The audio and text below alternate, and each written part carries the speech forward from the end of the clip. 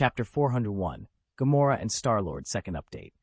Coulson, don't worry, this is the floating island I built myself. We'll be relocating the school here soon, so there's absolutely no danger. Tell everyone to stand down. Standing alone on the school's playground, Lucian smiled as he ended the call. In truth, the island was cloaked by a masterful invisibility enchantment, shielded against Muggle detection, and bound by a powerful red loyalty charm. If he wished, he could have had it drift silently above the city, completely unnoticed. Instead, he deliberately revealed it, though not for amusement.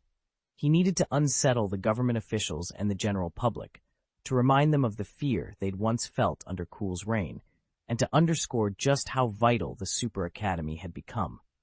Politicians come and go, but their ambitions remain the same. They all want the Academy's power for themselves. From time to time, Lucian must remind them exactly how much weight he carries. The same goes for the citizens.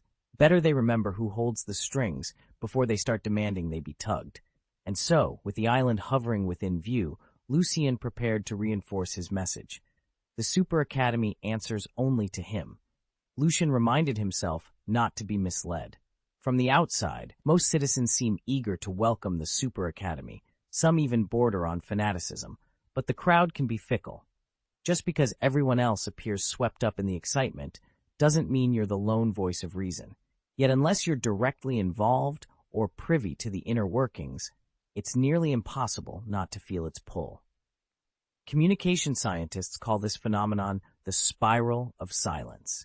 Here's how it works. When people perceive their views as widely accepted, they speak up more boldly and share them more often.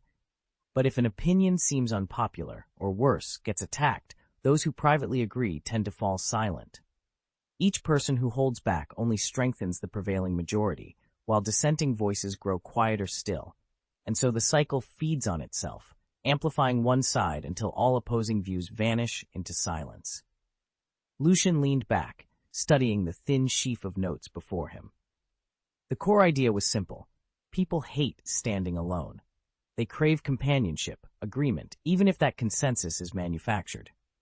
That's why, despite the public's current outpouring of praise for the Super Academy and its world-saving heroes, the mood could flip in an instant. All it takes is a powerful enough player pulling strings behind the scenes, quietly fanning the flames of discontent. Once sentiment starts fermenting, the tide of opinion can shift overnight. A handful of clear-headed skeptics might resist the change, but the great majority will eagerly join the crowd, first in adulation, then in outrage. Lucian thought of Superman. Time and again, the Man of Steel had rescued countless lives, his one man's heroism eclipsing all the combined deeds of the Super Academy. Yet even he wasn't immune. A shrewd villain, skilled in propaganda, could present him as a menace, turning cheers into jeers. Unlike Superman, Lucian lacked that unshakable moral stature and boundless patience. To guard against a similar fate, he resolved on a cold strategy: keep the powerful and the public on edge. Let them glimpse from time to time the unsettling truth that their heroes can fall as fast as they rise.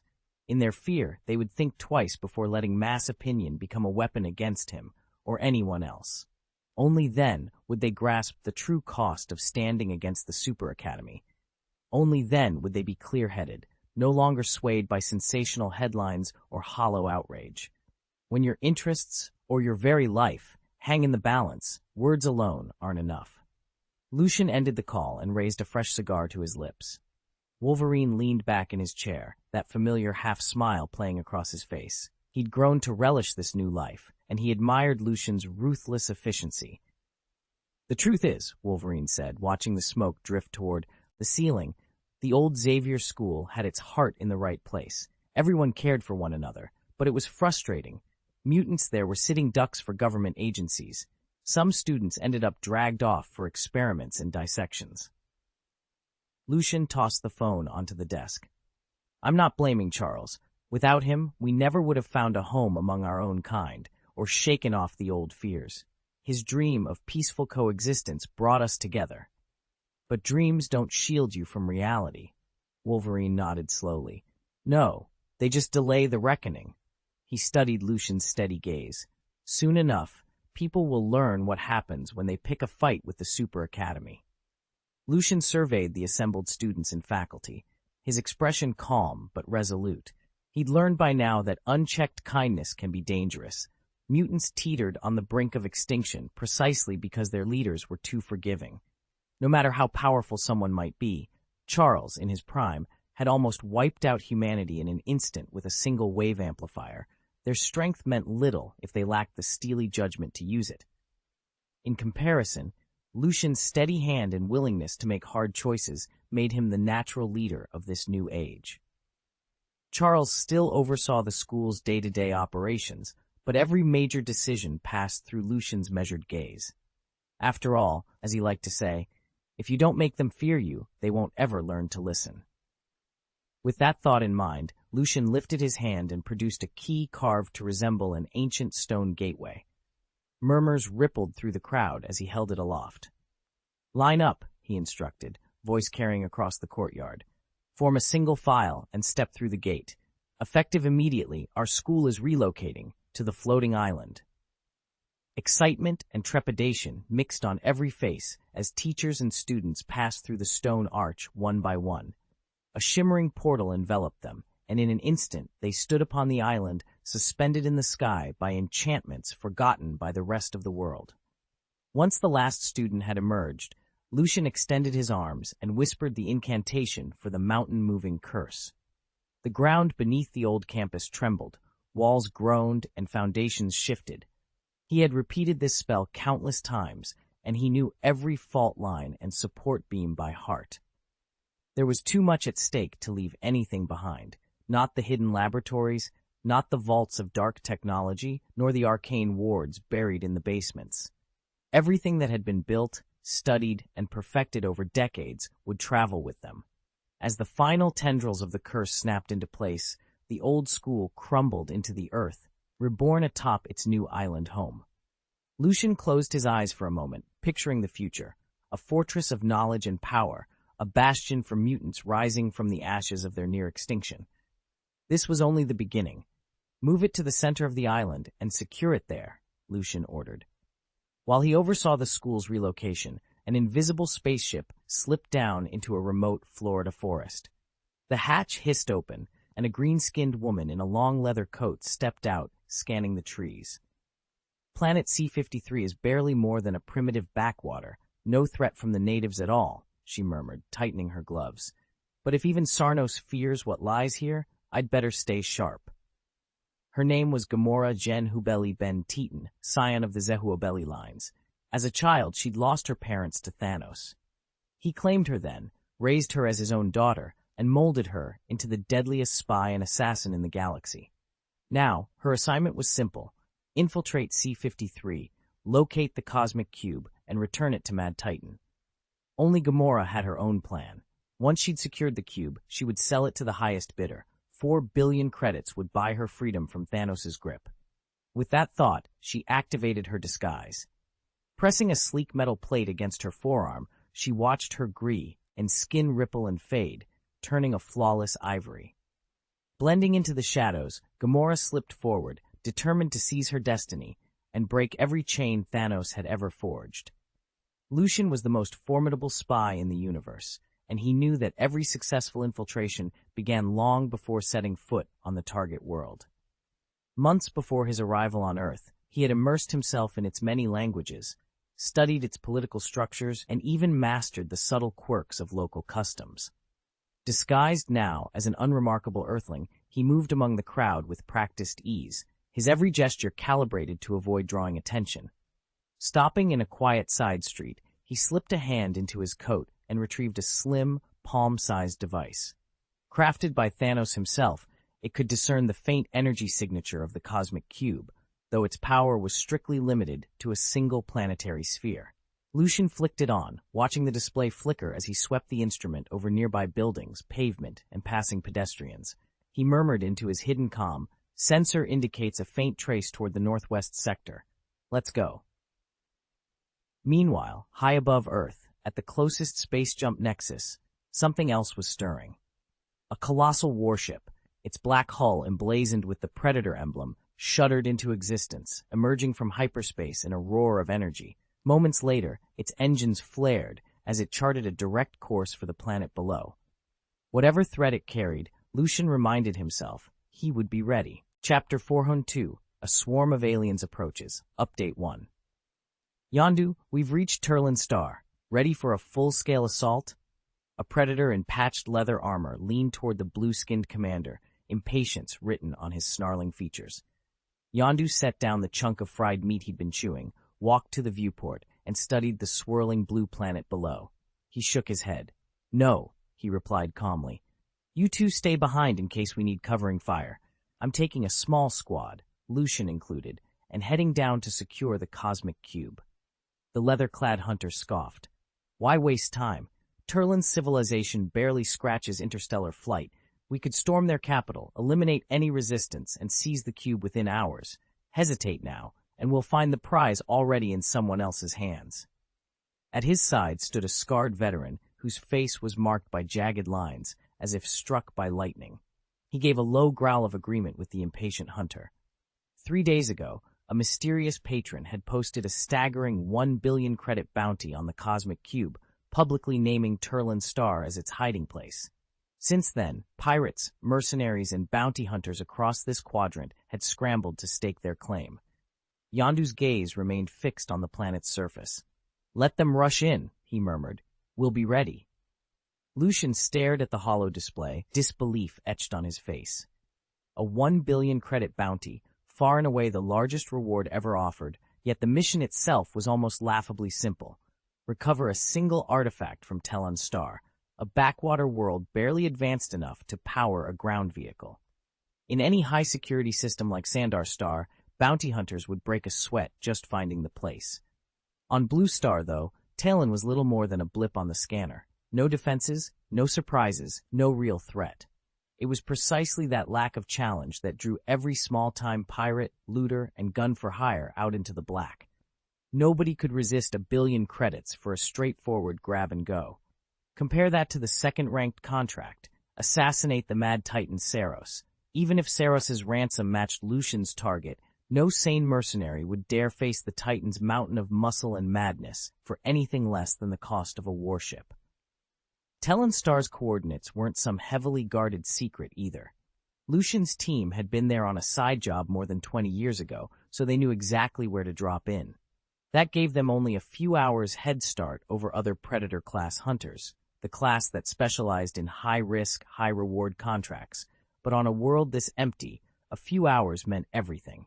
Still, Lucian frowned. Yondu's strategy, hit and run, leave nothing behind, was effective, but far from foolproof. All it would take was one scrappy outfit figuring out how to track their ship back to the artifact. As soon as word spread that it was on Turlan Star, capable rivals would descend. Their lead would evaporate. He tapped his communicator. Team, suit up. We launch in 30 minutes. Let's make sure we're the ones walking away with that billion, and not losing our heads in the process. With that, Lucian rose from the command couch. The promise of easy money had lured hundreds to a quiet backwater, but he intended to be the one to walk away richest of all. Are you an idiot?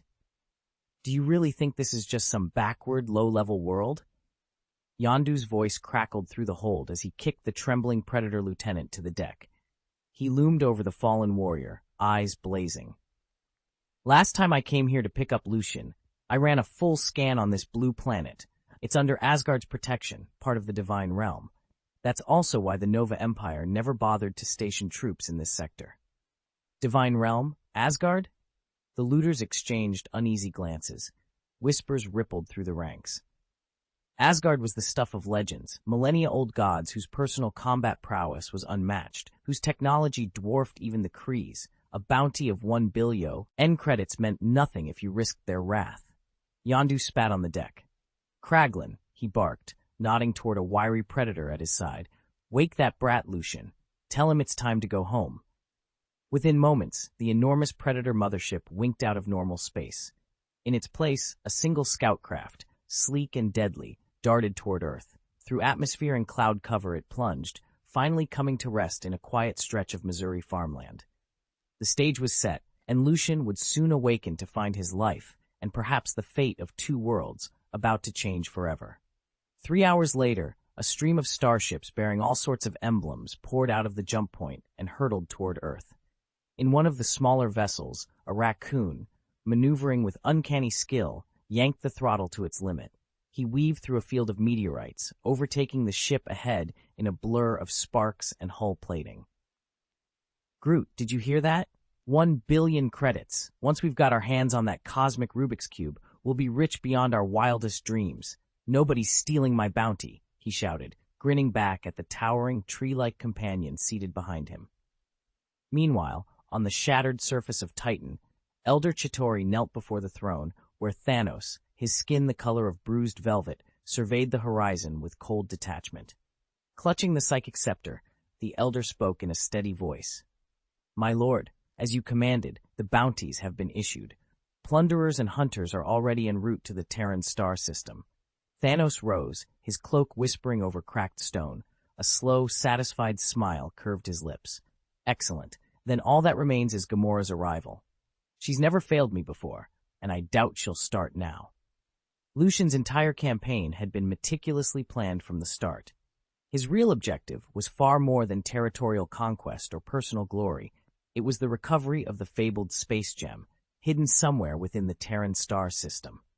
His grim epiphany on Titan had shown him what no one else dared to admit. The universe's resources were finite, its populations growing exponentially, and its demise was all but inevitable unless balance could be restored. Determined to avert cosmic collapse, Lucian concluded that the only viable course was to curb that population growth. At first, he assembled a fearsome space fleet and struck out into the stars, subjugating world after world. On each planet he encountered, he enacted a ruthless policy: slaughter half of its inhabitants at random, thereby restoring balance to what he saw as an unsustainable overabundance of life. But as efficient as his armadas were, this method still left too many stars to visit and too little time before his own lifespan ran out. Then came the breakthrough. Intelligence reports spoke of 6 primordial stones, each raw and untamed, which, when united, could instantly eradicate half of all life across the cosmos with a single command. It was the ultimate shortcut to the equilibrium he craved. The catch, of course, was that those stones were scattered, well-guarded, and fought over by the universe's mightiest powers. So far, Lucian had managed only to claim the mind gems, the crystalline residues he'd wrested from the conquered Chitauri. He knew that collecting the remaining 5 would demand alliances and betrayals on an epic scale, and that failure could cost him everything, including the chance to save the universe he so desperately wished to preserve. Yet Lucian's resolve was absolute. No obstacle, no matter how formidable, would stand in the way of his cosmic mission. Chapter 7. The Hunt for the Space Stone. Lucian studied the star maps projected before him, every line and coordinate representing another lead in his search for the Infinity Stones. From the reports his agents gathered, he pieced together what little was known of Odin's lost collection. Long ago, in the realm known as the God's Domain, Odin had assembled all 6 Infinity Stones into a pair of gauntlets, but for reasons he never revealed, he abandoned the project. According to those same whispers, Odin entrusted the Space Stone, the gem that grants mastery over space itself, to the inhabitants of Terran Star, a human colony on the Outer Rim. Rumor had it he felt they could safeguard it better than any god. The Reality Stone had once belonged to the Dark Elves, only to be wrested from them by Bor, Odin's father. If Bor did not keep it in Asgard, the next most likely hiding place was Turlin. As for the Time Stone, it too rested on Turlin, protected by the ancient mystic known simply as the Ancient One. The locations of the Power Stone and the Soul Stone remained mysteries. Lucian's scouts had turned up no reliable clues. Taken together, this meant that capturing Turlin could potentially yield 3 stones at once, a prize beyond imagining. But he knew full well that even though his private fleet terrorized the outer reaches of the cosmos, with neither the Nova Corps nor the Kree Empire daring to challenge him, he would stand little chance in a direct confrontation with Odin or the Ancient One.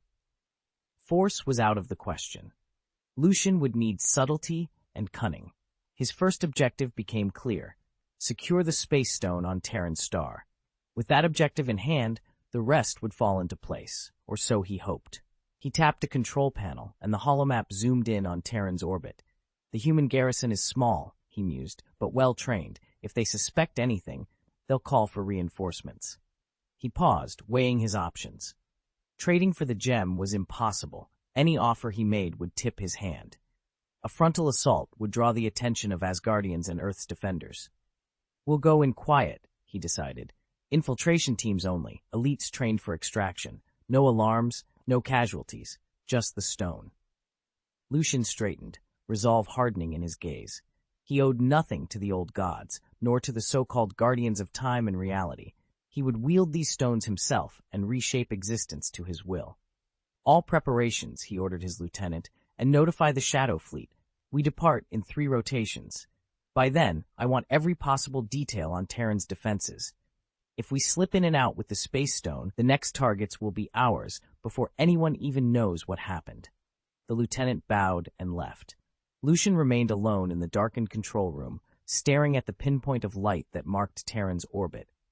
Soon, he thought, those lights would shine for him alone. And with a stone in hand, the door to ultimate power would begin to open. Chapter 4. The Hunt for the Stones. Lucian watched the hollow projection flicker, every glimmer of light reflecting in his steel-gray eyes. His daughter, Gamora, floated at the center of the display, verdant skin, obsidian hair, and the reputation of being the deadliest spy in the universe. She'd never failed a mission. With her at the helm, his plan was already halfway to success. But he wouldn't leave things to chance. To keep Odin and the Ancient One off balance, Lucian had dispatched dozens of expendable mercenaries, mere pawns baited with bounties.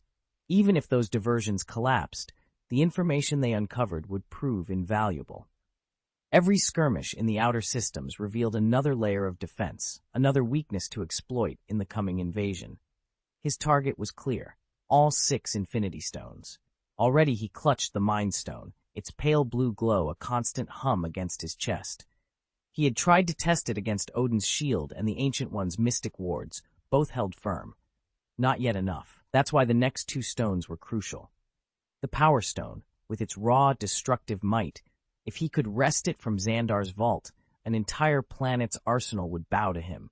And the Soul Stone, hidden somewhere on Vormir, guarded by riddles and sacrifice. With those 3 artifacts united, mind, power, and soul, his forces would stand a fighting chance against even the All-Father and the Sorcerer Supreme. Lucian paused the holofeed and leaned back in his chair. War would come, and the fates of war. LDS would hang in the balance, but he would be ready. His daughter was the key, and together they would tip the cosmic scales in his favor. Chapter 403, Invasion of Earth, Second Update. Done. Lucian stepped back, dusting off his hands as the last golden rune glowed on the side of the yellow school bus floating beside him. He turned to Bronsky, the abomination who'd once stood sentinel at the Academy's gate, and nodded. Bronsky, this bus is all yours now, Lucian said. I'll walk you through its functions in a moment. When the floating academy relocated into the sky, its gatekeeper's post became obsolete. Bronsky's hulking form no longer needed to guard any doors, so Lucian reassigned him as the pilot of his newly enchanted vehicle. From the outside, it looked like an ordinary Earth school bus, but inside it bristled with arcane enhancements. Airborne propulsion, a cloaking ward, pockets of expanded interior space, and an anti-magic shield capable of repelling most hostile spells. This bus will ferry our teachers and students between the island and the world below, Lucian explained, his green eyes glinting with pride. I've also distributed door keys, miniature portals, to every major city on Earth. They let us pop in and out in an instant, but those keys are strictly for emergencies. For daily commutes, this bus is safer and more reliable. Bronsky gave a slow, approving nod, his massive horned head tilted to one side as he surveyed the bus's runic inscriptions. Lucian grinned. Don't worry, I've left detailed instructions in the driver's compartment. Just familiarize yourself with the runes on the steering wheel and the glyph panel on your right. He paused, then added, if anything goes wrong, use the emergency recall sigil. It'll bring the bus straight back here. Satisfied that his friend understood the assignment, Lucian clapped his hands. The bus dimmed its invisibility ward for a moment, revealing its bright yellow shell etched with glowing runes. Above them, the floating academy drifted lazily against a backdrop of clouds and sunlight. All set, Lucian said. Now, let's get back to preparations. If an invasion really is coming, we'll need every student and every defense spell ready to go.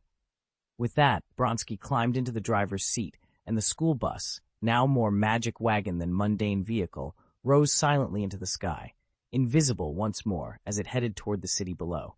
Lucian watched it go, already turning his thoughts to the challenges ahead. Normally, if you relied on port keys, the floating island's magical defenses would be little more than decoration. Any intruder could simply port in. But boarding a magically enchanted vehicle changes everything. The entire island is protected by the Fidelius charm. Unless the secret keeper grants permission, no one can even locate it, much less set foot here. And to steer a vehicle through the wards, you must first hold the proper security clearance. Lucian was guiding Bronsky through the controls of the enchanted school bus when a scarlet vintage sports car, its thrusters blazing, swooped down and touched down beside the playground. Lucian straightened up, setting aside his tuning wand, and smiled as he strode toward the newcomer. "Good morning, Director Coulson," he called, extending a hand. "I wasn't expecting you here. What brings you to the island today?" Coulson returned the greeting with a nod. As the newly appointed head of S.H.I.E.L.D., the international agency recently reformed in the wake of the Washington incident, he was one of the few people, apart from faculty and students, whom Lucian had personally authorized to enter the school. After Nick Fury's death and Hydra's infiltration, the original S.H.I.E.L.D. was reduced from the world's premier defense agency to a mere national intelligence service, much like the CIA. Then came the Washington catastrophe, an entire city plummeting from the sky, nearly wiping out the government's top brass. That wake-up call convinced world leaders that no nation, however powerful, was safe on its own. In an emergency summit, they unanimously voted to rebuild S.H.I.E.L.D. as a truly global organization, one capable of identifying, preventing, and responding to extraordinary threats. Although the new S.H.I.E.L.D. was designed to answer to an international council, only Agent Phil Coulson had direct contact with Lucian, so he reluctantly stepped in as director by default. With the looming peril of a Cull-scale disaster, Lucian and his superpower academy must be ready to act. Even backed by every government on Earth, the reconstituted S.H.I.E.L.D. will need time to find its footing. Its primary mission, for now, is to detect threats around the globe early and, when necessary, summon Lucian's team for immediate intervention. Lucian never intended his academy to serve as a parent-run squad of vigilantes. It was founded strictly as a place of learning. Teachers teach, students study, and neither side goes looking for trouble. Had a rebuilt S.H.I.E.L.D. caught wind of the strange disturbance in Sokovia early, and had Lucian led an operation to stop Ultron before he could strike, the chaos in Washington would never have happened. That's why, when the time came to reconstitute the agency, everyone agreed on one candidate, Phil Coulson, as director of the new S.H.I.E.L.D. In truth, that decision was exactly what Lucian wanted. He knew Coulson's even temperament and firm sense of right and wrong. If anyone else had taken the helm, they might have fallen victim to red tape, moral posturing, or worse, used minor missteps as an excuse to tear the organization apart before the next global threat even arrived. "Lucian, big trouble. Aliens have invaded Earth." Before the car's engine even shut off, Coulson flung open the door and sprinted to Lucian's side. Lucian looked up, eyebrows raised in surprise. "Aliens? What are you talking about, Phil?" "It's Loki," Coulson gasped. "He's crowned himself king of Jotunheim, patched things up with Thor, slipped Thanos' grasp, and now he's here on Earth, wielding the cosmic cube. It's impossible for the big Chitauri invasion from the movie to actually happen," Lucian said, shaking his head. "Besides, the floating city is parked right over New York. If an army of Chitauri ships really materialized, we'd have spotted them ages ago." Agent Coulson nodded. "I'll fill you in on everything we've got so far.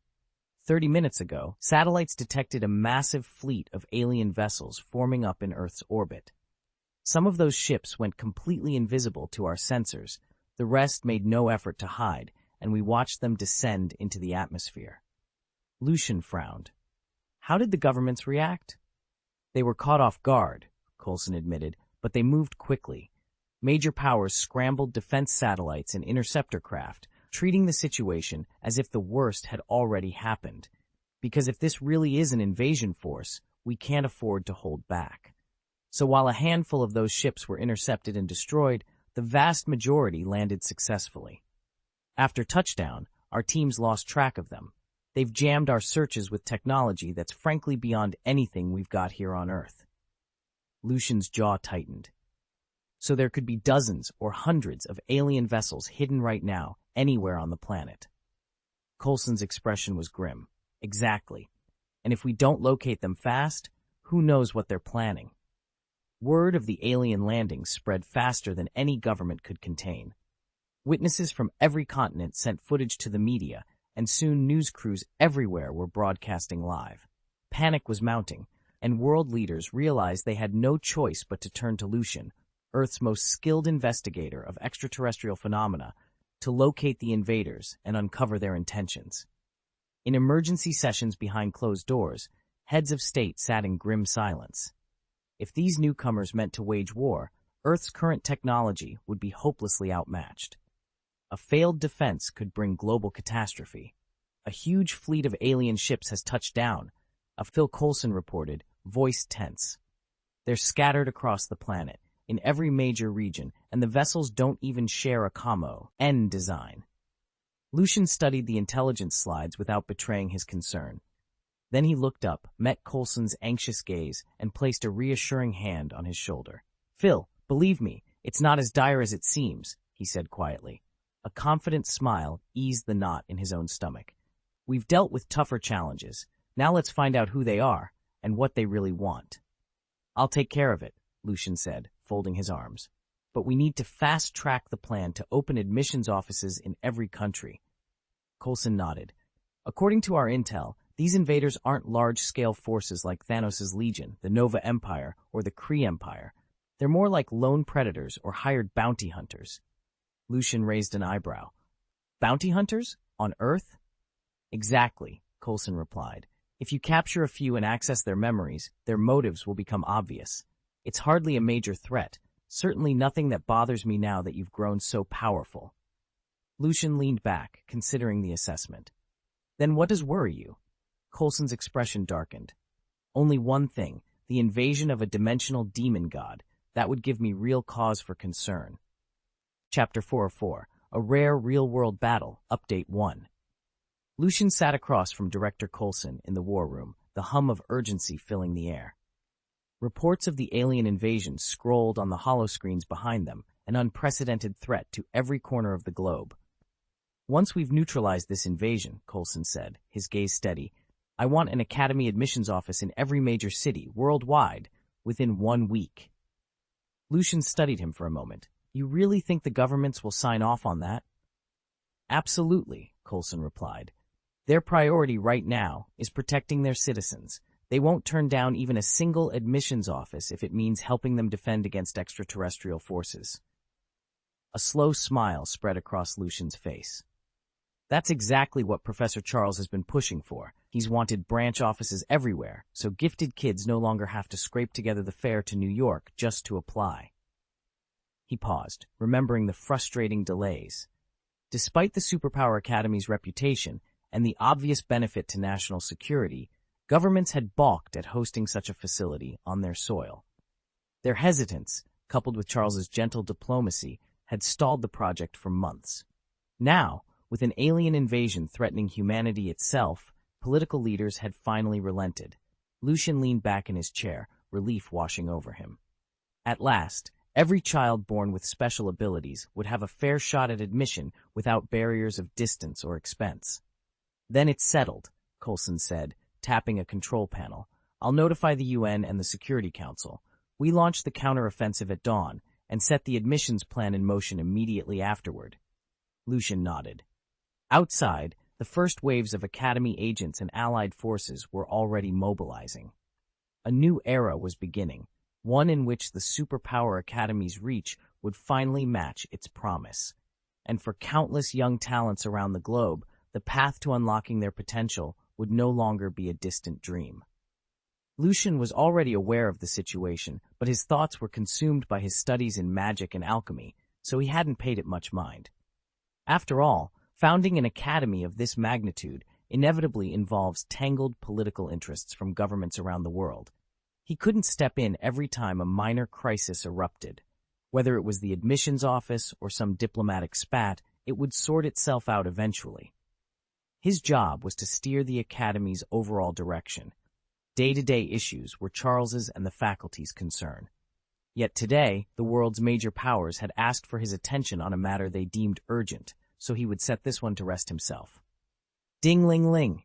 The summons bell echoed through every corridor. Instantly, every lecture, tutorial, and lab session halted. Faculty and staff filed into the main conference room, finding Lucian already standing at the head of the table. Next to him was Master Coulson, brisk and composed. Logan, the last instructor to enter, leaned forward and addressed Lucian. "What's going on?" Lucian nodded at Coulson. With a crisp bow, Coulson began, "Gentlemen, ladies, our contacts at the United Earth Council have just delivered a report. They've confirmed it. Extraterrestrial life is operating within our borders." A stunned silence fell over the assembled teachers. "Aliens?" someone whispered. Heads turned, brows knit. None had expected this. Lucian raised a hand for calm. "Yes, they've been observed near the western border, moving fast, emitting an energy signature that matches no known human technology. The governments want our academy to assess the situation immediately." Charles, seated to Lucian's right, exchanged looks with the others. "So they're asking us to take charge?" Lucian met his friend's eyes. "Precisely. They believe our researchers and mages can handle first contact protocols better than any military or diplomatic corps." A murmur rippled around the table. Logan cleared his throat. "And what do you want us to do, Headmaster?" Lucian's expression hardened with resolve. "We prepare. A small team of professors and senior students will assemble at dawn. We've studied cosmic ether and interdimensional theory for years. Now is the time to put that knowledge to use." The teachers sat up straighter, their earlier uncertainties melting into determination. This was no longer a routine administrative headache. It was the moment they had all been preparing for. Lucian allowed himself a satisfied nod. The Academy was ready. Even though each of them possessed powers far beyond those of ordinary humans, their understanding of the wider universe hadn't advanced beyond Earth. When it came to life on distant worlds, they knew no more than any casual observer. "Aliens are people too," Lucian said, offering a reassuring smile. "Yes, their technology can exceed ours, but they're still flesh and blood, nothing to fear. Remember Asgard, Thor's realm? You've all been there. According to him, few civilizations in the universe even come close to matching the gods' domain." A few faces in the group tensed at the mention of cosmic empires, so Lucian waved his hand. He knew the reality wasn't as intimidating as it sounded. On paper, the Avengers' cosmic counterparts seemed unstoppable. Their starships and navigation systems were light years ahead of Earth's. Individual weapons might pack a harder punch than our finest firearms. But when it came to true weapons of mass destruction, their advantage was surprisingly slim. In the far reaches of the galaxy, you'd expect advanced civilizations to have built planet-busting weapons, armaments capable of vaporizing an entire world with a single shot. Curiously, no one has. Even Ronan the Accuser, one of the most feared warlords in the cosmos, can't simply erase Xandar from existence without first securing the Power Stone. It's the energy of that stone, nothing less, that holds the destructive might necessary for wholesale annihilation. Back on Earth, our most powerful deterrents are still nuclear warheads, fearsome by terrestrial standards, but modest on a universal scale. Their true potency, as records from the Eternals reveal, springs from celestial science. The Celestials created the Eternals and bequeathed them knowledge beyond mortal imagining. The Eternals, in turn, shared fragments of that knowledge with humankind, enabling us to forge bombs that, although devastating here, wouldn't even dent an armada armed with cosmic weaponry. Physical strength, likewise, varies more subtly than legends suggest. Most alien species do exceed baseline human power, but not by orders of magnitude. Only a handful, like Drax the Destroyer, can catch a speeding bullet as if it were a fly buzzing by. For the rest, enhanced musculature usually tops out at roughly twice the strength of an ordinary Earth person.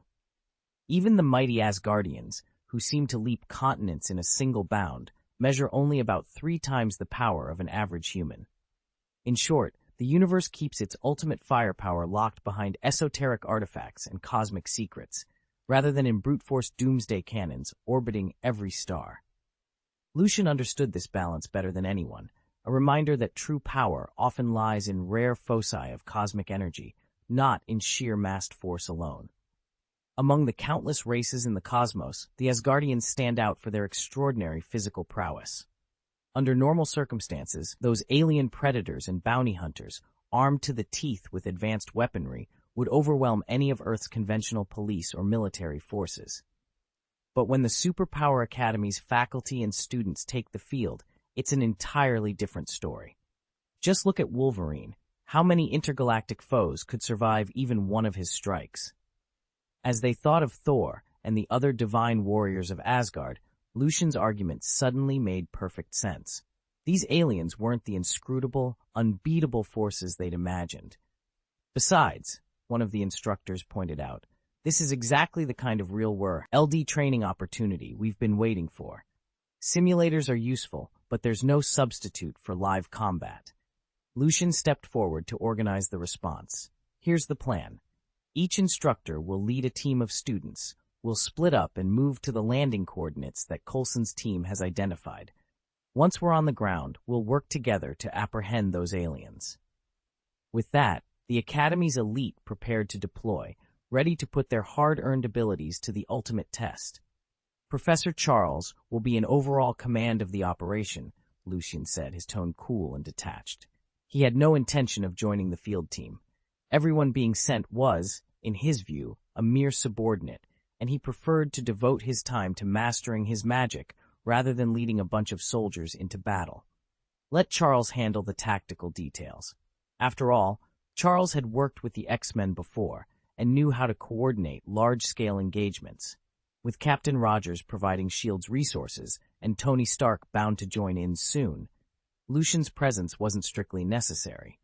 Before he left, Lucian secured a small, rune-etched key in Charles's hand. I'm granting you temporary access to the school's portal network. With this, you can instantly transport your team to the operation zone, or call for reinforcements if you run into trouble. And if you ever find yourselves truly outmatched, press this. He tapped the key. That'll alert me. I'll drop everything and come to your aid. With that, Lucian placed a reassuring hand on Agent Coulson's shoulder, then simply vanished. The moment Charles activated the key, Lucian's magical signature would trigger his teleportation, delivering him to their side in seconds. Coulson exhaled, watching the empty air where Lucian had stood. He turned to Charles. Sir, I'll get in touch with Stark and Thor right away. Those alien forces are equipped with spaceships. Charles nodded, slipping the rune key into his pocket. Understood. Let's move out. If they get away, we don't have enough flyers here to chase them, Charles muttered as Lucian strode off. He turned to Agent Coulson, seeking confirmation, then squared his shoulders and issued commands. Alice, Javier, Vijay, gather your teams. Match telepaths with elementals and speedsters. Once you're ready, we'll open the dimensional gates. The teachers sprang into action, selecting students whose powers complemented one another. At Lucian's signal, they began attuning their ornate door keys, ready to teleport to strategic hotspots around the globe. The school's workshop boasted an array of enchanted vehicles, levitating motorcycles, self-driving carriages, silk-weave carpets, and bewitching broomsticks, but they were designed for routine trips between the city and the floating island below, not for a pitched battle. Confronting alien warships bristling with advanced energy cannons and gravity stabilizers demanded more than magical transport. Those vessels could outpace and outgun any broom or carpet. They needed specialists like Stark and Odinson to tip the scales. Until they arrived, every student who could wield magic or mutant ability would be the difference between holding the line and letting the enemy escape into the skies. Chapter 405, The Technological Divide, Second Update. The Superpower Academy on its floating island had grown into an unrivaled training ground. In its earliest days, only Professor X and Wolverine guided the students. Now, the faculty roster read like the ultimate hero lineup: Captain America, Black Widow, Hawkeye, the Hulk, and even alien allies such as Shockwave and the Eyeless Man, who had signed on just months ago. After the last Cull crisis, the former king of Wakanda, impressed by the Academy's courage, brokered a formal alliance. He granted the school access to Wakanda's most advanced technologies, and much of the cutting-edge equipment in the labs and training arenas arrived straight from his nation. In gratitude, King T'Challa himself joined the faculty as Black Panther, lending his expertise to every classroom. Fresh from graduation, Daredevil also applied for a teaching post. Recognizing his promise, Wolverine and several instructors aided him in dismantling Wilson Fisk's criminal empire. Lucian learned of their operation but wisely stayed on the sidelines. With the Academy's combined strength, foes at Kingpin's level were no longer his concern. As the Superpower Academy continues to flourish, its doors remain open to heroes, both seasoned and aspiring. One by one, legends arrive as students or professors forging an ever-growing alliance dedicated to preserving peace across the globe. Lucian sat back and surveyed the progress he'd made. This was exactly the state his Marvel incarnation needed. Uninterrupted time to master magic and grow stronger so that when the next great catastrophe struck, he'd be ready. That was the reason he'd founded and funded the Superhuman Academy, so Earth, and perhaps the entire universe, wouldn't be vulnerable to sudden annihilation while he remained in mystical seclusion. Of course, not every crisis required a demigod. Many threats, say, a terrorist cell planning to nuke a major city, could be handled by routine agents. That was precisely the sort of emergency the Academy was built to contain. Lucian could rest easy knowing those dangers were in capable hands. He only had to worry about the extraordinary adversaries no ordinary hero, or even the Academy's best, could defeat. California Street, San Francisco. Friends from beyond, please lower your weapons. We humans are a peaceful race. A SHIELD agent raised a megaphone and boomed the words at a cluster of alien figures who had just emerged from a hovering spacecraft. Behind him, a ring of police officers and SHIELD operatives in tactical gear formed an unbroken cordon, weapons trained on the newcomers. The aliens paused on the asphalt, tall, sinewy creatures whose skin shifted in iridescent hues. Their eyes glowed faintly, and a soft hum of energy rippled around them. Negotiators in the front line exchanged concerned glances, ready to step forward the moment the situation escalated. But Lucian's gaze remained fixed on the scene from the shadows across the street. He watched the delicate dance of diplomacy and force, mentally cataloging every detail. The aliens' posture, their weapons, the agent's response time. When negotiations failed, and he was certain they would, he intended to step in. After all, some crises required more than conventional tactics. They demanded the arcane, and only he could wield that power without destroying half the city. For now, though, he waited. The real challenge was just beginning. Lucian's instructions were clear. Establish as friendly a dialogue as possible with the aliens, and learn everything they could about their visit to Earth. If talks turned sour, he was to stall, buy time for the human military to arrive in force. This world, Telon, truly is primitive, the lead alien sneered, kicking aside a fallen motorcycle with barely an effort. He strode forward a few paces, then laughed outright at the battered submachine guns and pistols trained on him.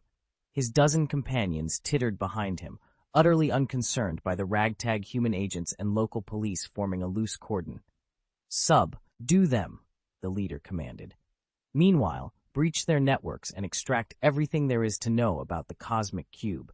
There are ample bounties at stake. Never underestimate a rival team. With a dismissive wave, he signaled his squad. In an instant, they surged forward, their luminous weapons flaring as they swept aside the astonished officers. Lucian braced himself for the rush. He knew the real threat lay not with these primitive defenders, but with other hunters who would stop at nothing to claim the cube first.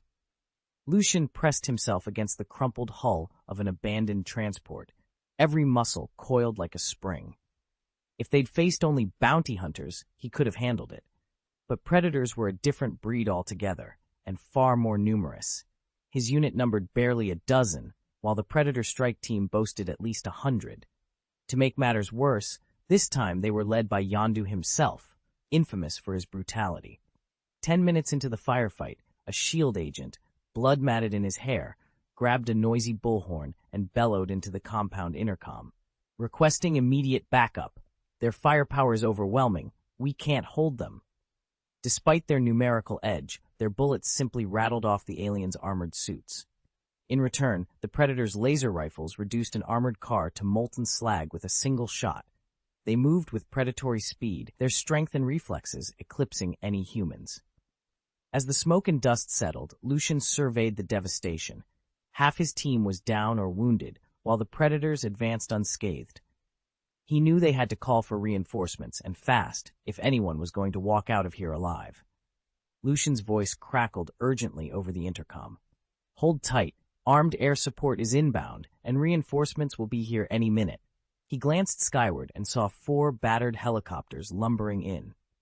In an invasion this widespread, every major city across Earth under assault, getting even a handful of gunships was a small miracle. Yet their lumbering approach only underscored how outmatched they were against an enemy that had conquered entire star systems. The alien bounty hunters on the ground watched the choppers with amused disdain. To them, these Earth aircraft looked like relics compared to the sleek, heavily armed patrol ships of the Nova Empire. One tall, sinewy alien casually unholstered a compact laser targeting rifle. A faint blue beam pulsed from its barrel as the weapon's sensors locked onto the nearest helicopter. In an instant, a quartet of pinpoint blasts tore through the air, each finding its mark. The 4 helicopters disintegrated in mid-flight, their rotor blades spiraling to the ground in flaming wreckage. Lucian ducked behind a battered police cruiser, heart sinking. He pressed his back to the cold steel, eyes wide with disbelief. So much for armed support. As the acrid tinge of burning fuel drifted down around him, he realized just how vast the technological gulf between Earth's defenses and the invaders really was. Lucian dropped from the sky like a meteor, steel claws erupting from his fists. Before anyone could react, he slashed through the armored suit of a bounty hunter famed for shrugging off bullets and killed him instantly. "What?" The alien commander, quicker than the rest, hurled up an arm and fired. His high-powered laser pistol, capable of blowing a car apart, punched a gaping, wrist-sized hole in Lucian's chest. Yet Lucian didn't flinch. His eyes widened instead, watching the wound knit itself shut in seconds. Then he spun and tore into the nearest alien with his claws, ripping through its tough hide as if it were paper. "Concentrate your fire. Take him down," barked the commander. But before more laser beams could roar out, more than a dozen thick, writhing vines burst up around the alien's feet, yanking them off balance and binding them tight. "Perfect timing, Nathan," Lucian called over his shoulder, dispatching another snarling creature. Calling out to the boy lying on the pavement with his hands rest to the ground was the tip-off. This wasn't a random ambush. They were Team Wolverine from the newly inaugurated Superpower Academy's Field Division, fresh off the portkey arrival in San Francisco. Leading them was the legendary Wolverine himself, while Nathan, one of the mutant children the Academy rescued not long ago, was providing botanical support. As vines coiled and tightened, forcing the hostile aliens into helpless knots, Lucian crouched, claws gleaming in the afternoon sun. Around them, the firefight fell silent, save for the ripping of alien flesh and Nathan's whispered encouragements. Together, they just reminded the galaxy why the Academy's private team was considered among the best. Lucian braced himself as thick, sinewy vines twisted around the nearest alien, trying to crush its armored shell. But the creature's brute strength proved too much. The vines creaked and snapped. "Professor Logan, they're overpowering me. My vines won't hold." A crackle of static replied. "Hang in there, Lucian. I'm rerouting extra power to your module. Just keep them at bay for a minute." Suddenly, the air above him shimmered with golden light. Jessica descended on radiant wings, hovering effortlessly as she raised her onboard machine gun. Divine energy crackled around the barrel, and with a fierce battle cry, she unleashed a hail of fire at the alien swarm. Each thunderous burst gave Lucian the precious seconds he needed to reel his vines back into formation and fight on. Chapter 406. Why are humans so powerful? Rat-tat-tat-tat-tat! Jessica hefted a heavy airborne machine gun, one of those cannon-sized rotary guns you usually see mounted on helicopters, and opened fire on the alien invaders tangled in the vines. She wanted everyone watching, the surviving police officers below and the brave civilians live streaming on their phones, to see what a violent Lolita could really do and to drive home the ultimate contrast. Thus far, standard police and special agent sidearms had been useless. Their bullets simply bounced off the invaders' high-tech armor, while the aliens' super-fast reflexes let them dodge most lethal shots, especially anything aimed at the unprotected head. But high-speed maneuvers and advanced shielding don't make you invincible against sustained heavy fire. Jessica squeezed the trigger, unleashing round after round of 50-caliber slugs. When the smoke cleared, every alien bounty hunter except their leader, who'd wriggled free of the vines just in time, lay dead and decapitated. They might have shrugged off handguns, but no one survives a helicopter machine gun barrage. Many of the students at the superpowered academy have already faced life and death trials, especially that first cohort of mutant children the school trained for combat. Reluctance to kill simply doesn't exist there. How can this be? The surviving squad leader whispered, his voice trembling as though his very insides had been ripped apart. He didn't dare think of fighting back. Instead, he bolted for his ship, desperate to flee this perilous planet. After all, even the galaxy's fiercest bounty hunters would envy the strength of these three newly emerged humans. This so-called blue star had to have been misreported. He barely took a dozen steps before a hulking figure loomed in his path. Wolverine's claws gleamed in the alien twilight. "Logan," barked a nearby shield agent, "take them alive. Do not kill them. We need to know why they've come to Earth." All around the globe, agents and operatives were racing to do exactly that, racing to contain, and if possible, capture, the greatest threat humanity had ever seen. Those heavily armed bounty hunters and plunderers never had a chance to run wild.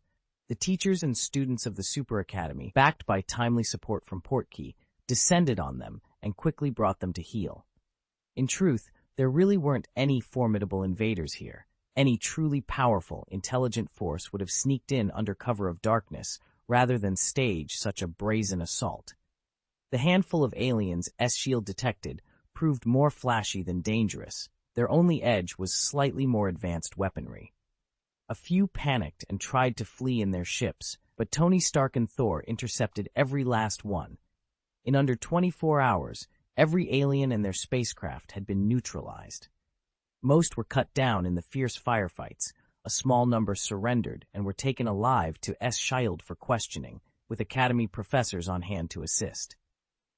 "What a bunch of amateurs," someone muttered as they watched the last prisoners hauled away. "I knew something had to be off about that 1 billion credit bounty. If it were that simple, why hasn't the employer come himself?" Rocket Raccoon crouched beside a battered signal tower on the outskirts of Turlan Star's newest human settlement. His jury-rigged console, cobbled together from salvaged parts, interfaced smoothly with the tower's network. Within seconds, the infamous clip everyone was talking about flickered to life. Lucian, the prodigy from Super Academy, erupting into a massive, fire-scaled dragon to take on the colossal Cull Serpent. Rocket couldn't help but laugh. Then he swept through the feed directories, breaching confidential archives from every major power on the planet, government Black Ops dossiers, Hydra's hidden manifestos, even S-Shield's top-secret project files. But his real prize was a single codename, the Cosmic Rubik's Cube, said to warp reality itself. According to the data, Red Skull once wielded the cube, Hydra wrestled it away, and S-Shield eventually spirited it off for safekeeping. Somewhere along the line, Lucian had crossed paths with it, perhaps even activated its power. Now the cube was out there, and everyone from interstellar mercenaries to rogue warlords would pay a king's ransom for it. Rocket pinpointed a likely hiding place, an abandoned research complex deep in the Noctil sector. He tapped in the coordinates and leaned back, a sly grin spreading across his muzzle. If the employer wouldn't venture out for the cube, Rocket Raccoon would do it himself, by hook or by crook, and he'd walk away with the biggest bounty in the galaxy.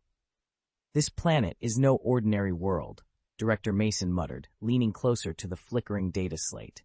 Over the past 24 hours, he'd breached top-secret archives in half a dozen nations, and what he uncovered was nothing short of alarming.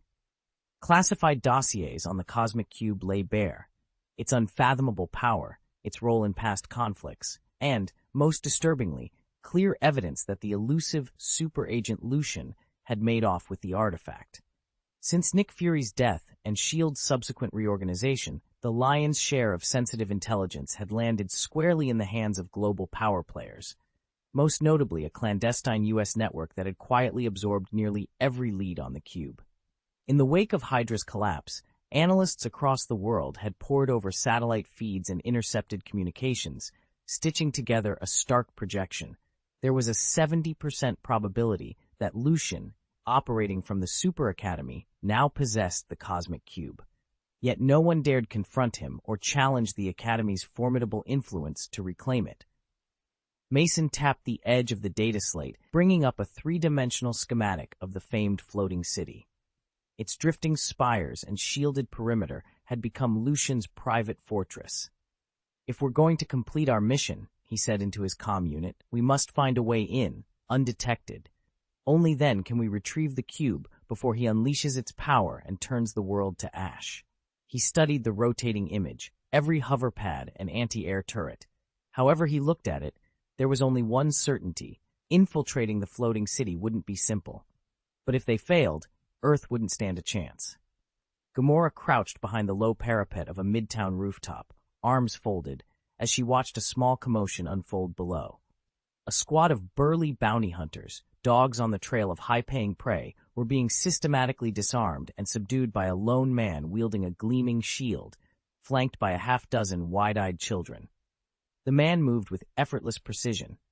2 hunters went sprawling with a single sweep of his arm, and by the time his makeshift apprentice squad realized what was happening, their quarry was already echoing against the pavement in handcuffs. She'd been on Earth longer than anyone else in her circle, cloaked in a human facade and blending in among the city's teeming masses, while she picked up scraps of intelligence. From street corner whispers to corporate rumors bouncing around Harlem's tech district, she'd assembled a clear picture of how to reach the prize she sought: the cosmic cube, hidden somewhere in the floating city above New York. Now, watching this Lucian and his ragtag team of protégés, she had confirmation. Her gauntlet-mounted scanner chimed softly. 2 secure entry points into the skyborn metropolis remained open. Apply as faculty at the Superpower Academy or enroll as one of its students. Both paths demanded a valid Earthborn identity and some demonstration of extraordinary ability. Mutant pedigree or accidental superhuman gift would do. Disguised as a human with a mutant profile, Gamora could easily pose as an instructor. That route promised clearance to nearly every sector of the Academy, from the lecture halls to the restricted research wings. Students, by contrast, were tightly monitored. They could be probed for background, tested under surveillance, even questioned on mission protocols. She tapped her gauntlet. Becoming a teacher meant fewer prying eyes, more freedom of movement, and a shorter, more reliable path to the cube. With a final glance at Lucian's shield-sleek silhouette on the street below, Gamora's lips curved into a determined smile. It was settled. She would infiltrate the floating city as a master of its power, not as just another pupil. And once inside, nothing would stand between her and the cosmic cube.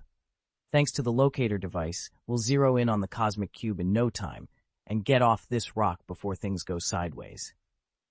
Yondu's voice echoed against the shabby motel walls of Maple Grove, Missouri. He studied the glowing readout hovering above the table. But here's the problem. Even if we unleash everything we've got, we can't handle this shape-shifting dragon human. That's why we need you, Lucian. With a firm pat on Lucian's shoulder, Yondu fixed him with a steely gaze. Lucian bristled. Me? What am I supposed to do? I told you I didn't want to come. You didn't have a choice, Yondu cut in. You've been ducking your only living relative on Earth for years. Avoidance isn't going to save you. It'll only make you weaker. He grabbed Lucian by the collar, lifting him halfway off the chair. You're the only one here who really knows this planet. If you pull off this bounty, you get 100 million credits, straight to you, from the billion credit payout. Lucian squared his shoulders, the weight of Yondu's grip a stark reminder that there was no turning back. Chapter 407, Galaxy Spy Team, second update. What? They came for the cosmic cube? Lucian set down the enchantment components he'd been assembling. He glanced up as Charles strode in with an urgent expression. Using his psionic ability to probe the minds of the captured aliens, Charles had just uncovered the real reason behind the assault on Earth, and wasted no time in reporting to Lucian. As one of the few instructors at the Superpower Academy entrusted with the island's deepest secrets, Lucian well knew that the cosmic cube served as the floating city's emergency power source. He frowned. So someone's offering a 1 billion credit bounty to seize the cube. Who in the universe could afford that? A private collector? After Charles left, Lucian leaned back and considered the possibilities. Nothing in his past experiences, or any movie he'd ever seen, matched this scenario, so he couldn't rely on memory to identify the culprit. Still, he knew only a handful of galactic powers could bankroll such an operation. Right off the bat, he could rule out the Nova Empire and the Kree Empire. If someone really wanted the cosmic cube, they wouldn't bother posting a bounty. They'd send an armada straight to Earth. And besides, almost nobody even knows the cube exists, much less that Odin stashed it here. Naturally, my first thought was the cosmic collector. He's filthy rich. He dropped 4 billion credits on the cosmic spirit sphere, and he's thirsty for the other infinity stones. Splurging 1 billion more to snatch the cube would be child's play. But no, the collector has close ties to the god realm. He knows Odin himself placed the cube on Earth, and he couldn't risk offending the All-Father. On top of that, as one of the oldest beings in the universe, he'd hardly be ignorant of the Ancient One and Earth's Sorcerer Supreme. If he truly didn't care about them, he would have acted ages ago. Rule out the collector, and only one name remains. Lucian lifted an eyebrow, a slow smile curling at the corner of his mouth as he realized exactly who was behind this bounty. Thanos! Drawing from the movie's storyline, Thanos has once again set his scheme in motion. He used Loki to unleash the Chitauri upon Earth, an assault meant to test both Odin and the Ancient One, and ultimately to seize the cosmic cube for himself. But Loki's arrival has changed the playing field in ways even Thanos didn't anticipate. Still, his obsession with the cube remains unchanged. It's no surprise he'd pour astronomical sums into bounties, hiring mercenaries and predators to infiltrate our world and secure the artifact by any means necessary. Lucian watched it all with calm detachment. He had little doubt Thanos was pulling the strings from afar, but he saw no need to intervene directly. Let the hired guns come. They would fall one by one to Earth's defenders, and when the rest realized how dangerous our planet truly is, they'd think twice before returning. The Superpower Academy could handle the fallout, so this incursion posed no real threat to him. Of course, the tempting and arguably more efficient alternative would be to hunt down Thanos himself and end the threat at its source. With his current power, Lucian was confident he could defeat Thanos and his fleet, even if the Mad Titan possessed a single Infinity Stone. But locating Thanos was easier said than done. For now, patience would be his greatest weapon. Lucian stared at the holomap of the galaxy, his expression grim. The universe is immense, he said. Thanos's fleet could be anywhere, and if he's not on Titan, searching for him could take years. We'd be wasting precious time. He weighed his options. Directly tracking the Mad Titan across the stars was a fool's errand, unless someone could teleport him straight to Thanos' side. Better, he decided, to deepen his command of magic and wait for the Titan to come to Earth. After all, Lucian's very presence had already begun to alter the balance of power in the cosmos. He couldn't predict how strong Thanos would be on our home turf. If Thanos collected only a handful of Infinity Stones, that alone would be catastrophic. But if he gained the heart of the universe as well, the consequences would be unthinkable. Over the following days, the Superhuman Academy teamed up with the newly reconstituted SA Shield and allied governments to root out hidden alien operatives. Joint task forces swept through clandestine cells, and they seized several intact starships capable of interstellar travel. Under interrogation, the captured aliens exposed the secrets of their propulsion systems, and within hours, Earth's top scientists had cracked the designs. Research labs around the globe shifted into overdrive, reverse engineering alien engines and weaponry. Their goal, to develop next-generation sensors and starcraft of their own, so that no invader, no matter how stealthy, could hide from humanity's reach. All the while, Lucian returned to his studies of arcane lore. He knew that the clock was ticking. Sooner or later, Thanos would set his eyes on Earth. And when he did, Lucian intended to be ready. Perhaps it was because the first waves of invading bounty hunters and predators had been dealt with so thoroughly that the newcomers approached with far more caution, no longer daring to touch down directly on Earth. These incidents should have been headline news around the world, yet Lucian barely noticed them and remained completely uninvolved. From his perspective, if a handful of scientists could reverse engineer alien technology and propel humanity's science forward by leaps and bounds, perhaps even enabling us to leave Earth and make contact with other civilizations, that wouldn't necessarily be a bad outcome. Faced with a common enemy, nations tend to put aside their petty squabbles and rally together. History has shown that humans unify when there's an outside threat. Of course, interacting with extraterrestrial civilizations carries its own risks. But Lucian believed that no danger in the cosmos could rival the perils lurking within our own planet, the cradle of countless ancient gods. After all, he suspected this universe was the very creation of Heichi, and that Heichi alone had once brought it to ruin. With that in mind, the prospect of facing alien predators seemed almost mundane by comparison. Lucian paused, quill hovering over a half-finished alchemical diagram. How many people in the universe could devote themselves so single-mindedly to magic and alchemy, day after day, forging new power? Since the alien invasion a month ago, the world had settled into an uneasy calm. Humanity's defenses might have held, but Lucian knew all too well that true security came only from constant study and preparation. A gentle tingle at the edge of his consciousness alerted him to a telepathic message from Professor Alistair. "Lucian," the professor's voice echoed in his mind, "we've received a handful of solid applications for teaching and security posts at the Academy.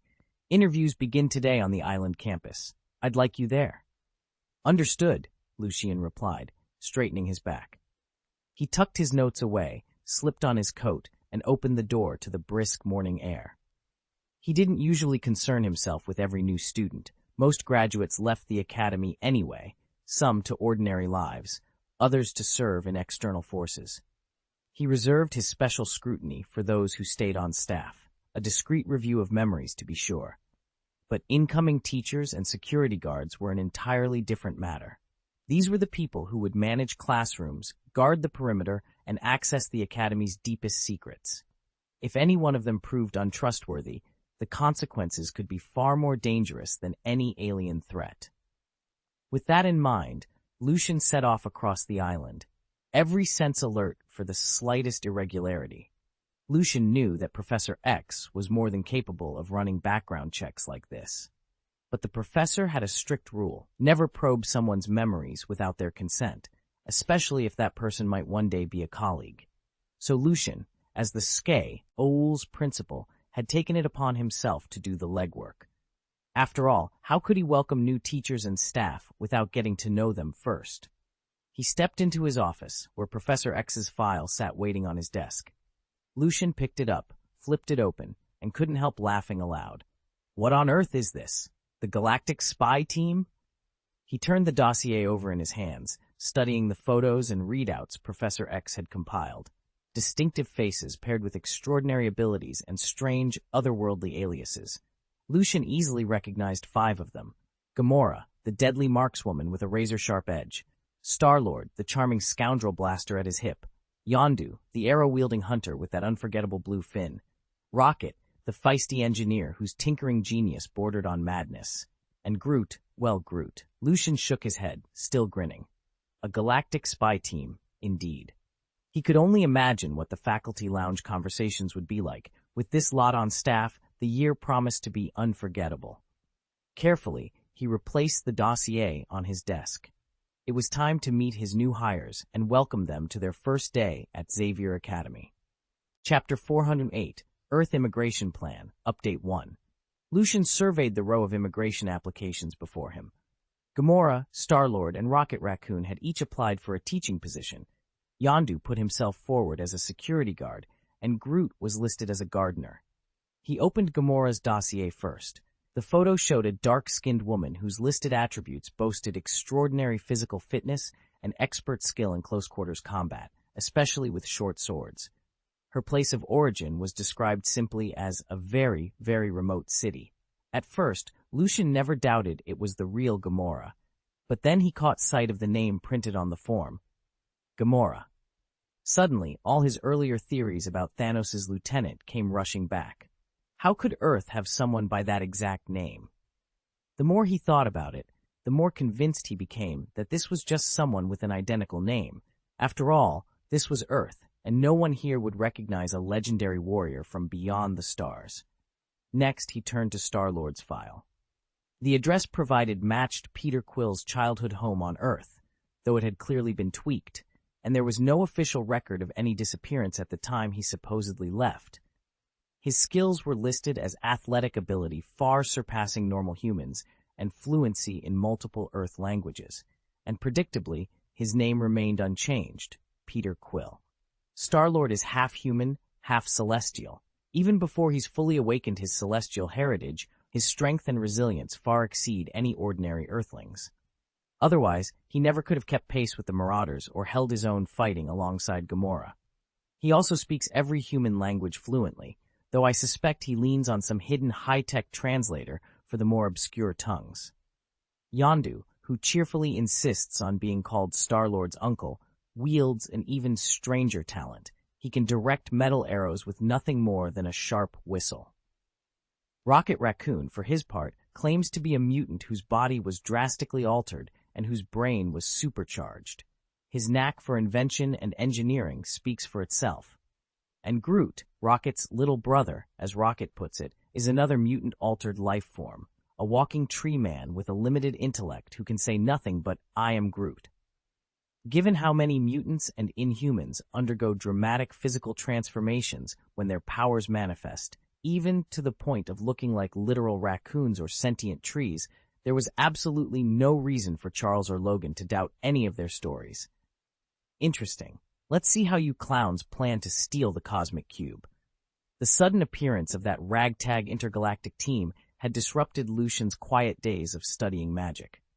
He'd always loved the Guardians of the Galaxy films in his previous life, but meeting them in person, well, that was another matter entirely. Their reputation for chaos and quips proved justified the moment they showed up. And then there was Gamora. Adopted by Thanos himself and known as his most cherished daughter, Gamora was Lucian's ticket to vital intelligence. If anyone could tell him where the Mad Titan was hiding, it was her.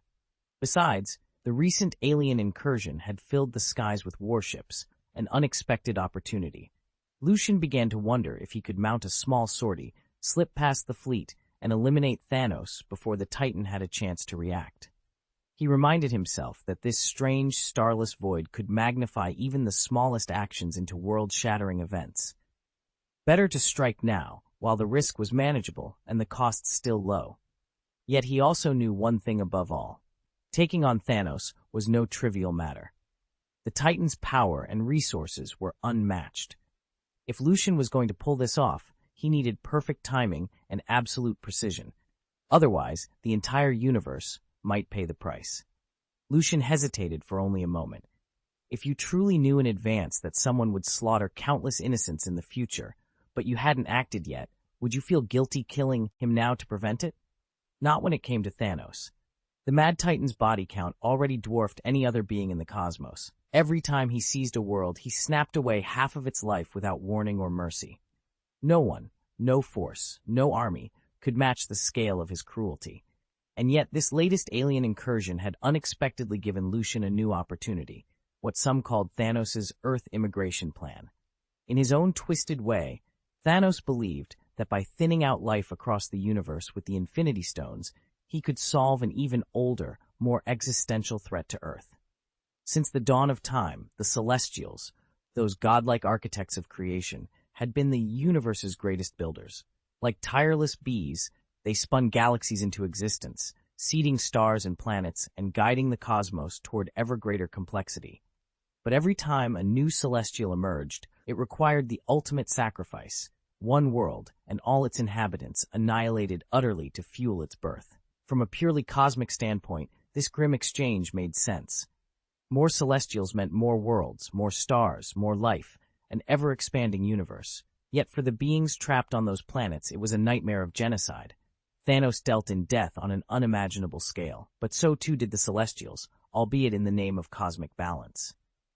Now Lucian faced a choice: allow Thanos to pursue his solution, or end him here and now, even if it meant shouldering a burden of guilt for preemptively extinguishing a life. But after all the horrors Thanos had unleashed, Lucian knew his answer. There would be no second thoughts. Lucian frowned as he reviewed the data. This plan seems dangerously unfair to the worlds we'd be sacrificing, and to every living creature on them. He tapped the holoscreen, bringing up the schematics for Earth's inner core. We have evidence of a celestial incubation chamber buried deep beneath Earth's crust. Once humanity's population crosses a critical threshold, it will siphon every form of life into itself and trigger the hatching process. The planet won't survive. He remembered stories from alternate realities. In one Marvel universe, Titan, the homeworld of Thanos, was destroyed by a celestial that hatched beneath its surface. To forestall that fate, Thanos wiped out half of Titan's population. Here, however, they hadn't even realized the threat. If someone had eliminated Thanos before he enacted his genocide, and Earth hadn't suffered massive losses, the celestial embryo in our core would still be inexorably growing, and would erupt in a matter of years. That's why we devised the Earth Immigration Plan, Lucian continued. It's our best hope of averting planetary annihilation. We're already assembling a fleet to confront Thanos at his stronghold, and that gives us the perfect opening to approach the Nova Empire. If they agree to initiate contact with Earth in advance, we can accelerate humanity's transition into a true cosmic civilization. Once Earth is linked to the wider galaxy, millions of people will gladly resettle on more advanced, prosperous worlds, light years away from any celestial incubation chambers. He looked at his companions, resolve in his eyes. This mission isn't just about stopping Thanos. It's about saving every life on Earth by ushering in a new era, one where humanity has the chance to thrive among the stars. Lucian stood at the observation balcony of the floating academy, his gaze drifting across the blue-green curve of Earth below. He knew that the planet's population was dwindling, and with every life lost, the hatching rate of the Celestials slowed. These beings were nothing like Thanos. Even the weakest Celestials ranked at the father level of power, and the mightiest could transcend entire multiverses. Lucian had no desire to provoke a confrontation with them, at least not until his own strength matched theirs.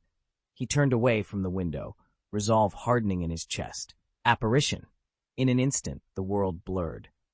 Lucian's fingertips brushed the silver surface of the cosmic cube nestled at the island's core. The cube was his trump card, the heart of this massive, airborne fortress. With its energies, the island could teleport hundreds of miles in the blink of an eye, or plow through the skies at speeds that defied sound. Lucian's feet touched solid ground again, the walls of the principal's office materializing around him. Without the cube's power, the island would still cling to the air, buoyed by its vast network of magical arrays. But those conduits alone simply weren't enough to sustain supersonic travel. He gave the cube a quick nod of acknowledgement, its latent energies humming softly, a reminder that his greatest adventures still lay ahead. Lucian tapped his wand, murmuring the incantation for a transfiguration spell. In an instant, a sleek shelf materialized on the desk, its front panel inscribed with Cosmic Cube. He carefully lifted the cube, freshly retrieved from the planet's core, and set it upon the new stand. Then he activated his comlink to Professor X. "Admit the 5 of them," he said. Moments later, the heavy door swung open. Gamora stepped through first, followed by Star-Lord, Yondu, Rocket Raccoon, and Groot. All 5 froze when they laid eyes on the cosmic cube resting on the desk. Their pupils constricted. Each of them instinctively raised a hand in a halt gesture, only to clamp down on the motion as soon as they remembered where they were.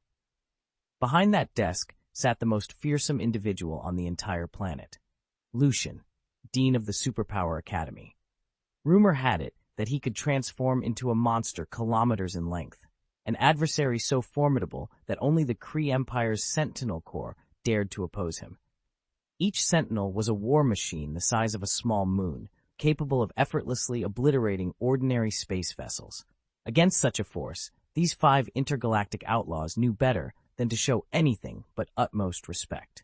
Chapter 409, Slave Contract, Second Update. Have a seat. No need to stand on ceremony, Lucian said, waving a hand. To the astonishment of the 5 newcomers, 5 chairs materialized out of thin air before his desk. None of them had ever encountered the power to summon objects out of nothing. Lucian gave them a friendly nod. What would you like to drink? Tea, juice, or something else? Star-Lord spoke up first, grinning sheepishly. Coke. I haven't had one in ages. Well, carbonated drinks aren't exactly health food, so I've been cutting back. He caught himself mid-sentence and added more firmly, Coke! The others hesitated only a moment before echoing in unison. Coke! Coke! I'm Groot. Except for Star-Lord, an Earth native, none of the group were familiar with human beverages. They'd been too busy compiling top-secret intel, number of planets, military strengths, languages spoken, forged identities, to give much thought to sodas or teas. Lucian simply smiled and placed 5 ice-cold Cokes on the desk, letting the others enjoy a rare taste of earthly refreshment before they settled down to business. Lucian waved his hand, and 5 cups of steaming beverages materialized, each one floating before a different recruit. I've reviewed your dossiers, he announced. Every one of you meets the admission standards for our Superpower Academy. Professor Hargrave should have gone over salaries and benefits with you in detail. Any questions? Gamora was the first to speak. I'm very satisfied with the benefits, she said coolly. In truth, her real goal had been to set foot, if only briefly, on this floating island and pinpoint the cosmic cube's location. She tried every trick in the book, even instruments specifically tuned to the cube's energy signature, yet had failed to breach the island's defenses. Now, standing inside its heart, she felt vindicated. Same here, Yondu added, a faint, inscrutable smile playing on his lips. Rocket Raccoon cast a quick glance at the cosmic cube resting on the center table. He clenched his jaw to hold back his trademark stream of profanity and gave a nod. Beside him, Groot pressed a hand to his chest and murmured, I am Groot. Even the 5th recruit, who'd been silent until now, offered a curt nod of agreement. Lucian nodded once in return. Then, with a final flick of his wrist, 5 shimmering contracts materialized on the polished tabletop. If you're ready, he said, sign when you're set to begin. Lucian tapped the hollow contract hovering above the table. If there are no questions, please place your fingerprints here. He'd replaced the usual signature line with a fingerprint scanner, especially for Rocket Raccoon and Groot. Just as the 5 of them lowered their hands, Lucian held up a finger. Wait, before you commit, read the final clause. They glanced at one another, curiosity and a hint of dread on their faces. Lucian's voice was calm but firm. Once you sign, you become employees of the Superpower Academy. If you ever act against the Academy's interests, they reserve the right to carry out capital punishment without governmental approval. For lesser offenses, like theft, the death sentence may be commuted, but you'll remain bound to the Academy as unpaid laborers for life, with no salary or benefits. Star-Lord stared at the scanner. So, we're basically slaves? Lucian offered a small, almost sympathetic smile. Yes, essentially. I just wanted to make sure you knew what you're getting into. If you can't accept these terms, you're free to walk away. Remember, governments worldwide have drastically tightened their grip on people with powers. This is the deal on the table. Lucian leaned back in his chair and offered them a warm smile. The benefits here are excellent, and you'll be able to work on some cutting-edge projects. A flicker of unease passed across the 5 applicants' faces, but they swallowed hard and pressed their thumbs to the biometric scanner in front of them. None of them were really here for a teaching position. They planned to steal the cosmic cube tonight and vanish into the depths of space. They had no intention of letting Lucian chase them down across the galaxy. Excellent, Lucian said, gathering up the freshly signed contracts.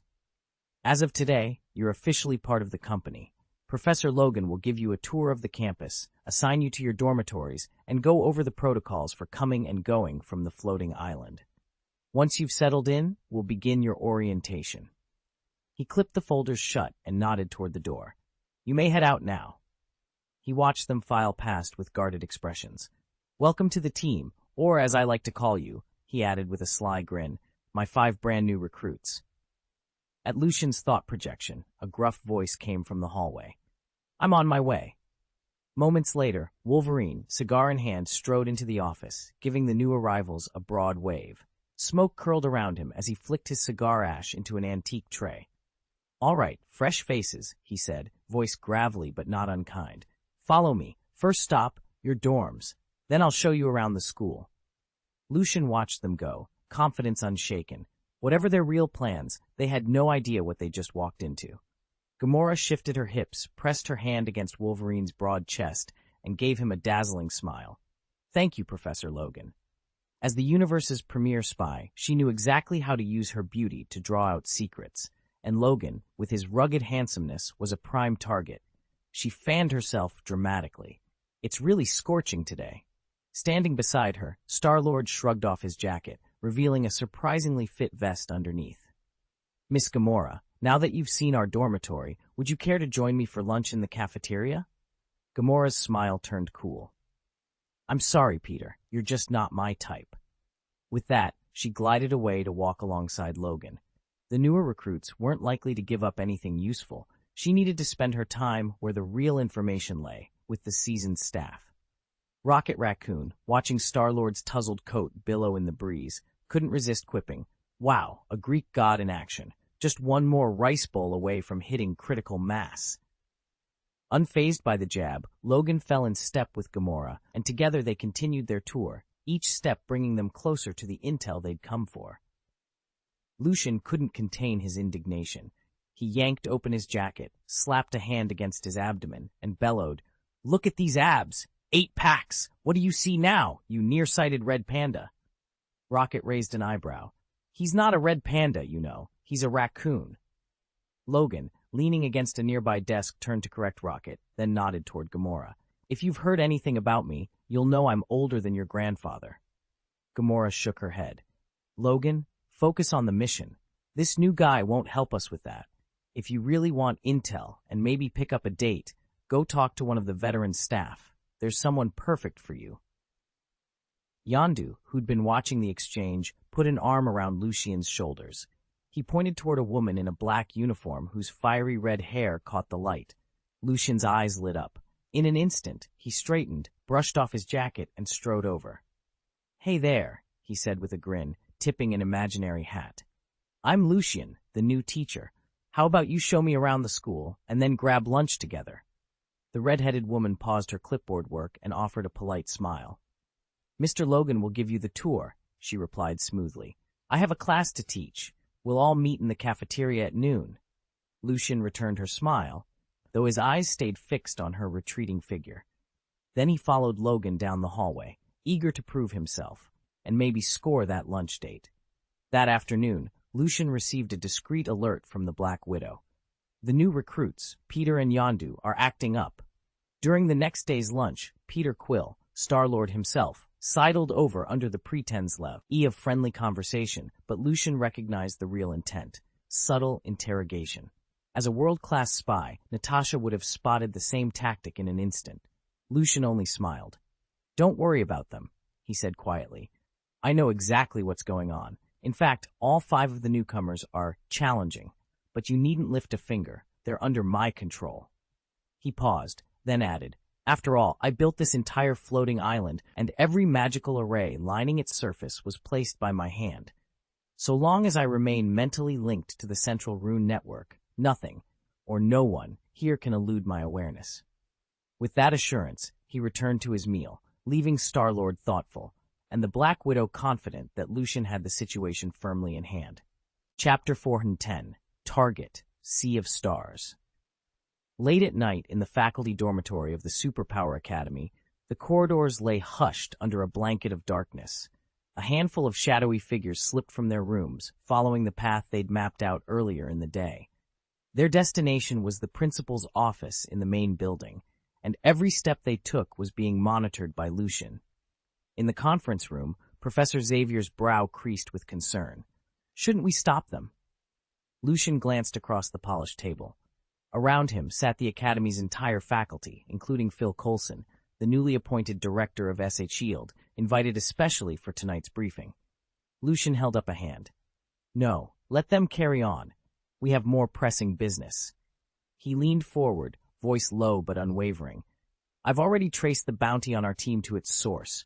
Tomorrow I depart Earth for the Sea of Stars to confront whoever issued it. That's our priority. Silence settled over the room. While a small band of intruders prowled the school's halls, Lucian and the others were focused on a far greater threat, one that lay light years away. Once we've dealt with the bounty holder, no more hunters or predators will dare come to Earth and stir up trouble. Sounds fascinating. I'm coming along, Lucian said. At Lucian's announcement, many of the instructors exchanged eager glances. They'd heard what Thor had said just days ago. With Lucian's strength, no civilization in the universe would risk provoking him. Even Odin, the All-Father, spoke highly of him. None of them doubted that Lucian could handle the bounty hunter alone, but they all wanted to join the mission. Lucian raised a hand. Not yet. After I leave, I need you to keep Earth safe from any other threats.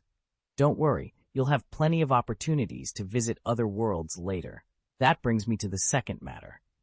He turned to Coulson, who sat forward, attentive but momentarily startled. Coulson, you're in charge of this second task. Lucian, name it, Coulson replied without hesitation, straightening in his chair. As S.H.I.E.L.D.'s new director, I represent every nation on Earth. I'll do whatever's needed to protect humanity. Lucian nodded once, satisfied. The plan was set. First, confront and neutralize the bounty holder. Then, under Coulson's watchful eye, safeguard Earth from any remaining dangers, until the day they could all venture into the stars again. Lucian had already committed himself fully to humanity's cause, and now he laid out his next moves without hesitation. In addition to taking care of the bounty hunter problem, I'll open diplomatic channels with the Nova Empire, the current rulers of the Milky Way, and invite them to send representatives to Earth. Their mission will be to guide us into the cosmic age. While I'm tied up negotiating with Thanos and our new Imperial allies, Coulson, you'll need to liaise with the world's governments. Draw up contingency plans, coordinate our resources, and handle all public announcements and media outreach. Bringing every nation along on the path to a true cosmic civilization would demand seamless cooperation. Lucian had no interest in micromanaging every detail. He had bigger battles to fight. All the groundwork would be Coulson's responsibility. Lucian would step in only when it was time to meet the Nova delegates face to face. The room fell silent. Eyes darted among themselves, and Coulson finally cleared his throat. Lucian, advancing humanity into the cosmic age, that's an enormous leap. Are we truly prepared for something of that scale? Over the past few days, Earth's highest leaders have convened to debate how and when to engage with an alien civilization. Their deliberations have been intense. Such a moment could reshape humanity's destiny, opening the door to star travel and technologies far beyond our current reach.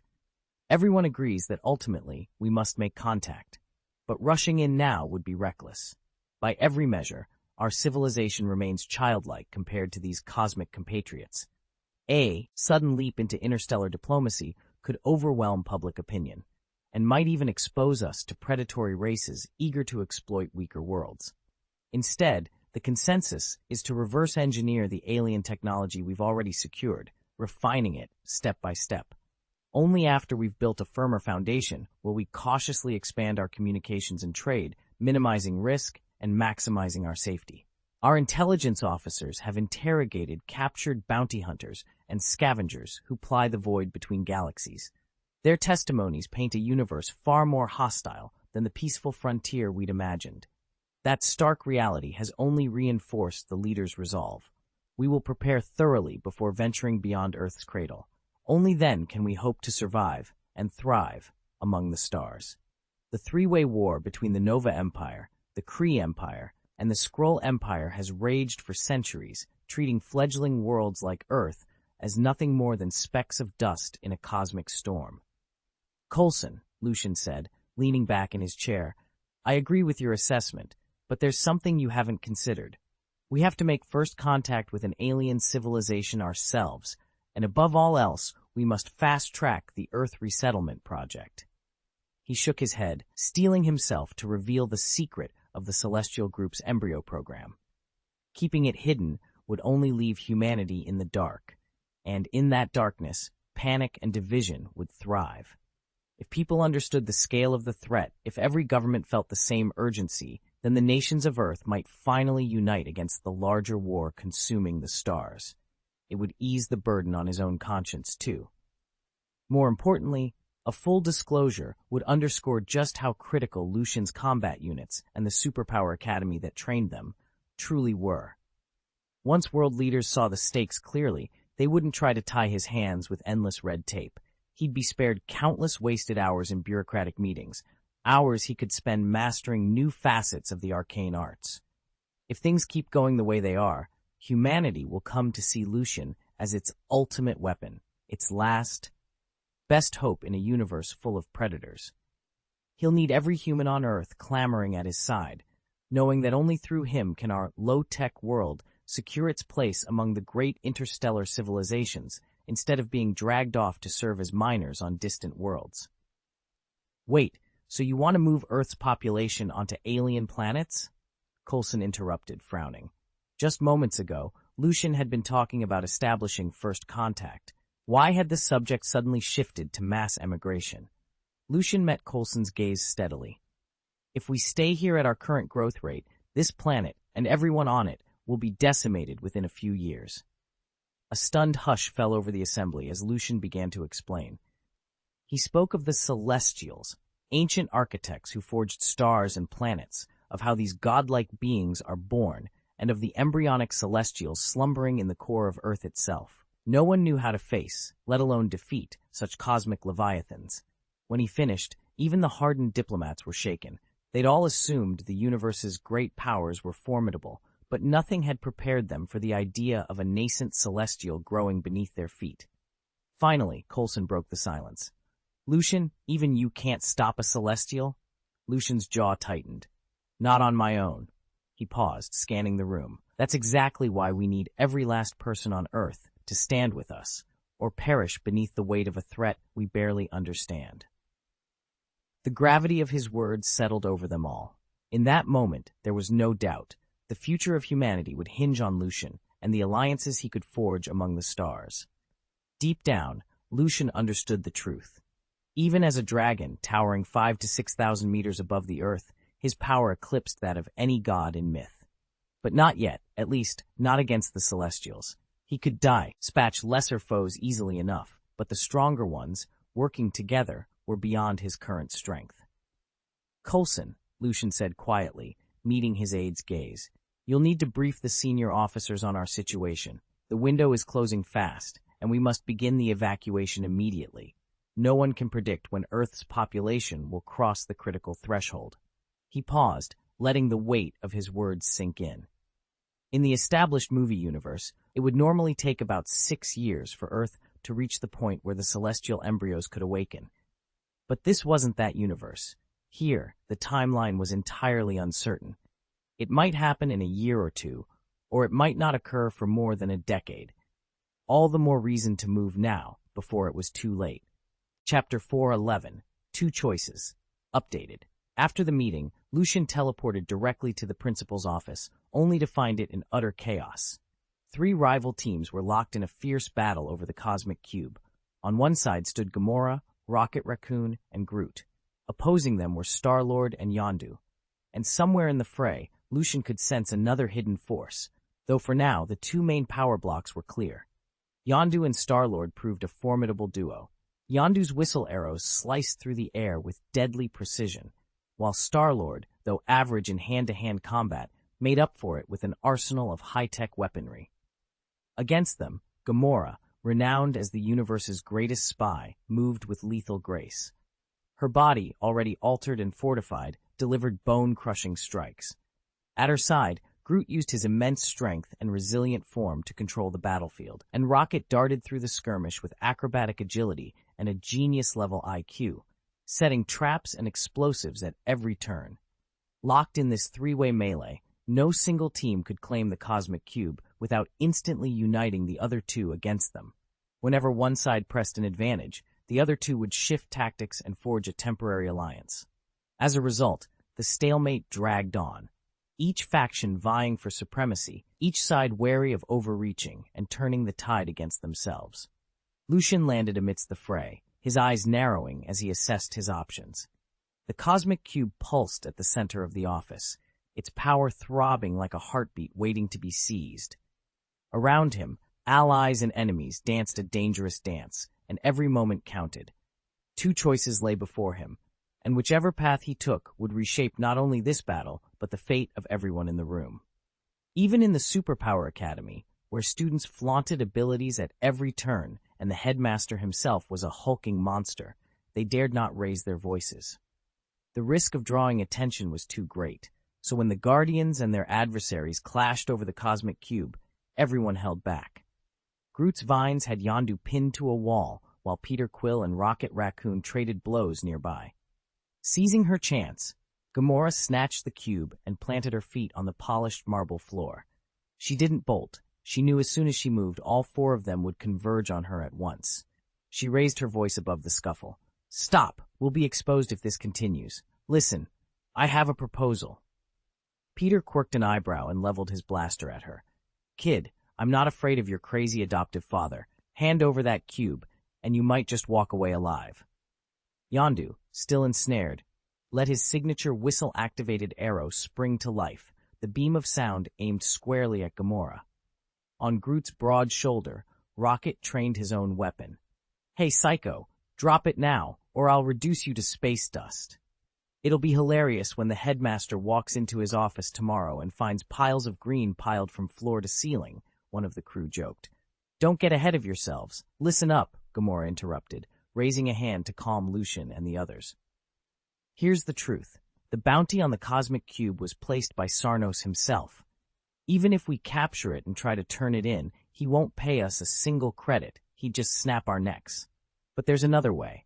I've lined up a buyer who will pay 4 billion credits for the cube. If we work together, I'll take 1 billion, and each of you will walk away with 1.5 billion. That's 500 million more per person than Sarnos would ever offer. What do you say?" "The Mad Titan Sarnos set the bounty," Lucian said, brow furrowing. He exchanged uneasy looks with the others. One of them spoke up. "You're Sarnos' daughter. How do we know you're not betraying us?" Gamora's face hardened.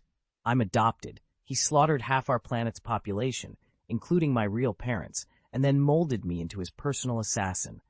I despise him more than anyone, and I've spent my life planning his downfall. But he's too powerful for me to take on alone." Lucian watched from a few paces away as Gamora's temper finally snapped. She hurled the cosmic cube onto the metal deck with a clang. "Fine," she growled. "If you insist on keeping the cube, I'll arrange a buyer for you myself." Star-Lord holstered his elemental gun at once and exchanged a glance with Yondu. "I believe her," Peter said quietly. Yondu plucked the arrow whistle from his belt and clicked it shut. "If she's on the level, you've earned my respect," he rumbled. "And who knows, maybe there's a spot for you on my crew of Ravagers once this is over." Rocket hopped down from Groot's shoulder, tail flicking with anticipation. "All right by me," he chattered. "But the cosmic cube stays with me. No negotiation." Yondu, Peter, and Gamora paused, each weighing the other's strength. Gamora knew how to find the buyer. Star-Lord trusted her word.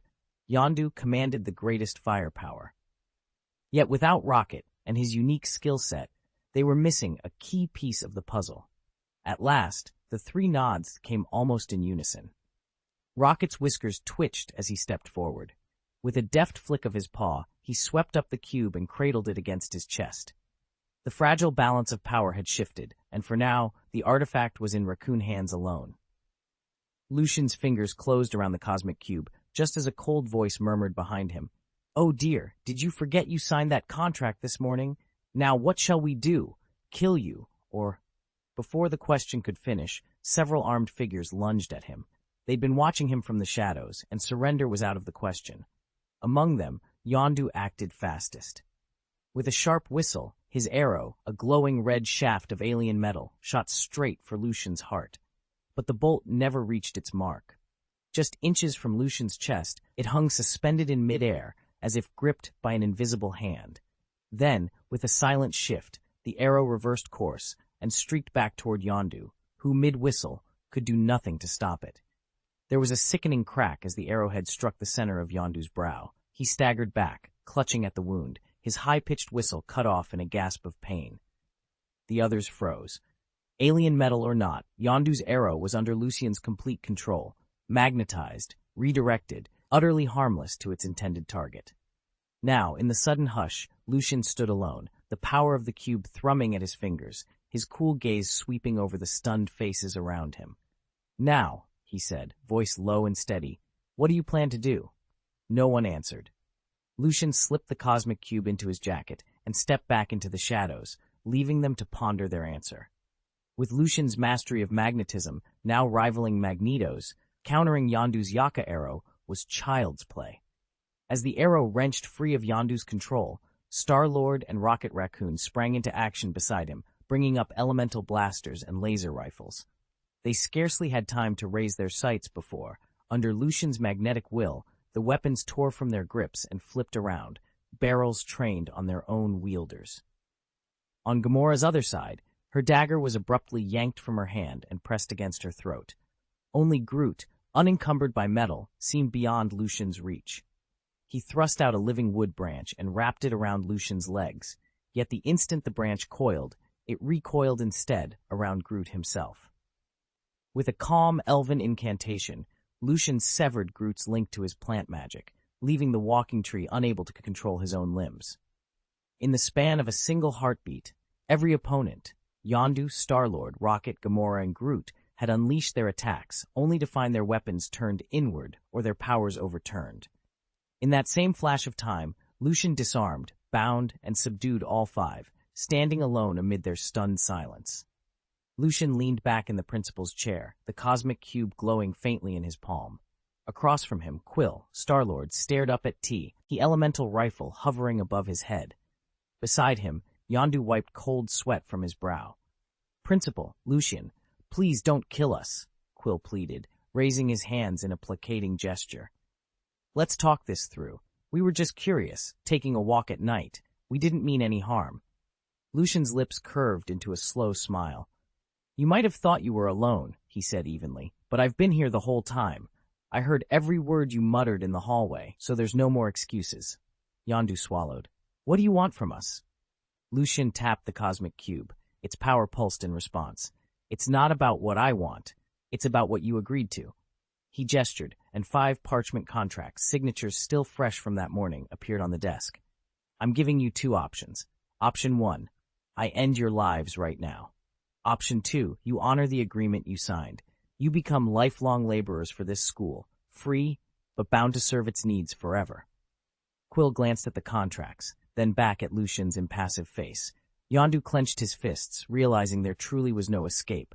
Silence fell as Lucian waited, the cosmic cube's glow casting shifting patterns across the room. The choice had been made. Now all that remained was for Quill and Yondu to accept the price of their curiosity. Chapter 412, The Formation of the Superpowered Security Team, Part 1. "I'll take the second option," Star-Lord declared, shooting to his feet. He had no intention of keeping any promise. He'd agree now, then find his way off this floating island when the chance arose. No one was going to force him into a death sentence. When he finished speaking, he caught Yondu's eye. The Centaurian pirate chief gave a curt nod. "Second option for me as well," Yondu rumbled. "Gotta protect my own hide first." Rocket Raccoon smirked, his whiskers twitching. With a track record of breaking out of every prison in the galaxy, 20 successful escapes so far, he knew precisely what to do. "I'm with you. Second option," he said, already mentally mapping escape routes and considering how he might snatch the cosmic cube on the rebound. A small fortune awaited him if he played it right. Only Gamora remained silent. Her emerald eyes narrowed as she studied the 2 choices. She might not be the smartest in numbers, but as the universe's top spy, her instincts were unparalleled. To her, nothing about this setup felt straightforward. Every alien here held secrets, herself included, and she was determined to uncover exactly what was hiding behind these options. All eyes turned to her. The fate of their ragtag team, and perhaps the entire floating island, hinged on Gamora's next move. Lucian's grin never quite reached his eyes. It always carried a trace of something dangerous. "You really aren't worried about staying at the academy?" he asked, his smile curving into something almost malicious. Then, As if weighing his words carefully, he added, "Very well. I choose the second option." There was something profoundly wrong about it, but given the choice between compliance and annihilation, they had no real choice at all. At that, Lucian laughed, a cold, triumphant sound. "Excellent," he said. "A wise decision. From this moment on, you will be known as the Super Guard. Your mission, to serve as the liaison between our school and the galaxy's alien civilizations. Tomorrow, we depart Earth together." "Depart Earth?" Gamora's voice trembled, and the other three students exchanged stunned looks. None of them had expected Lucian to demand so abruptly that they leave their home planet. Lucian's eyes flicked to Gamora. "Exactly. You're the adopted daughter of Sarnos. Use whatever means you have to reach him. Find out which world he's hiding on right now. Once we locate him, we eliminate him. Then we'll deal with everything else. For tonight, go back to your dorms and rest. Tomorrow, we set off." With that final directive, Lucian slipped the cosmic cube into his coat and vanished as suddenly as he'd appeared, leaving 4 bewildered students standing under the academy's flickering lights, each one wondering how quickly their lives had tilted into the stars. Groot sat quietly through the morning briefing, too distracted by the strange sensation of his own branches refusing to obey him to notice a word Lucian was saying. The next day, after heartfelt farewells to Professor X and the rest of the X-Men, Lucian and his 5 companions boarded Star-Lord's spaceship and left Earth's orbit behind.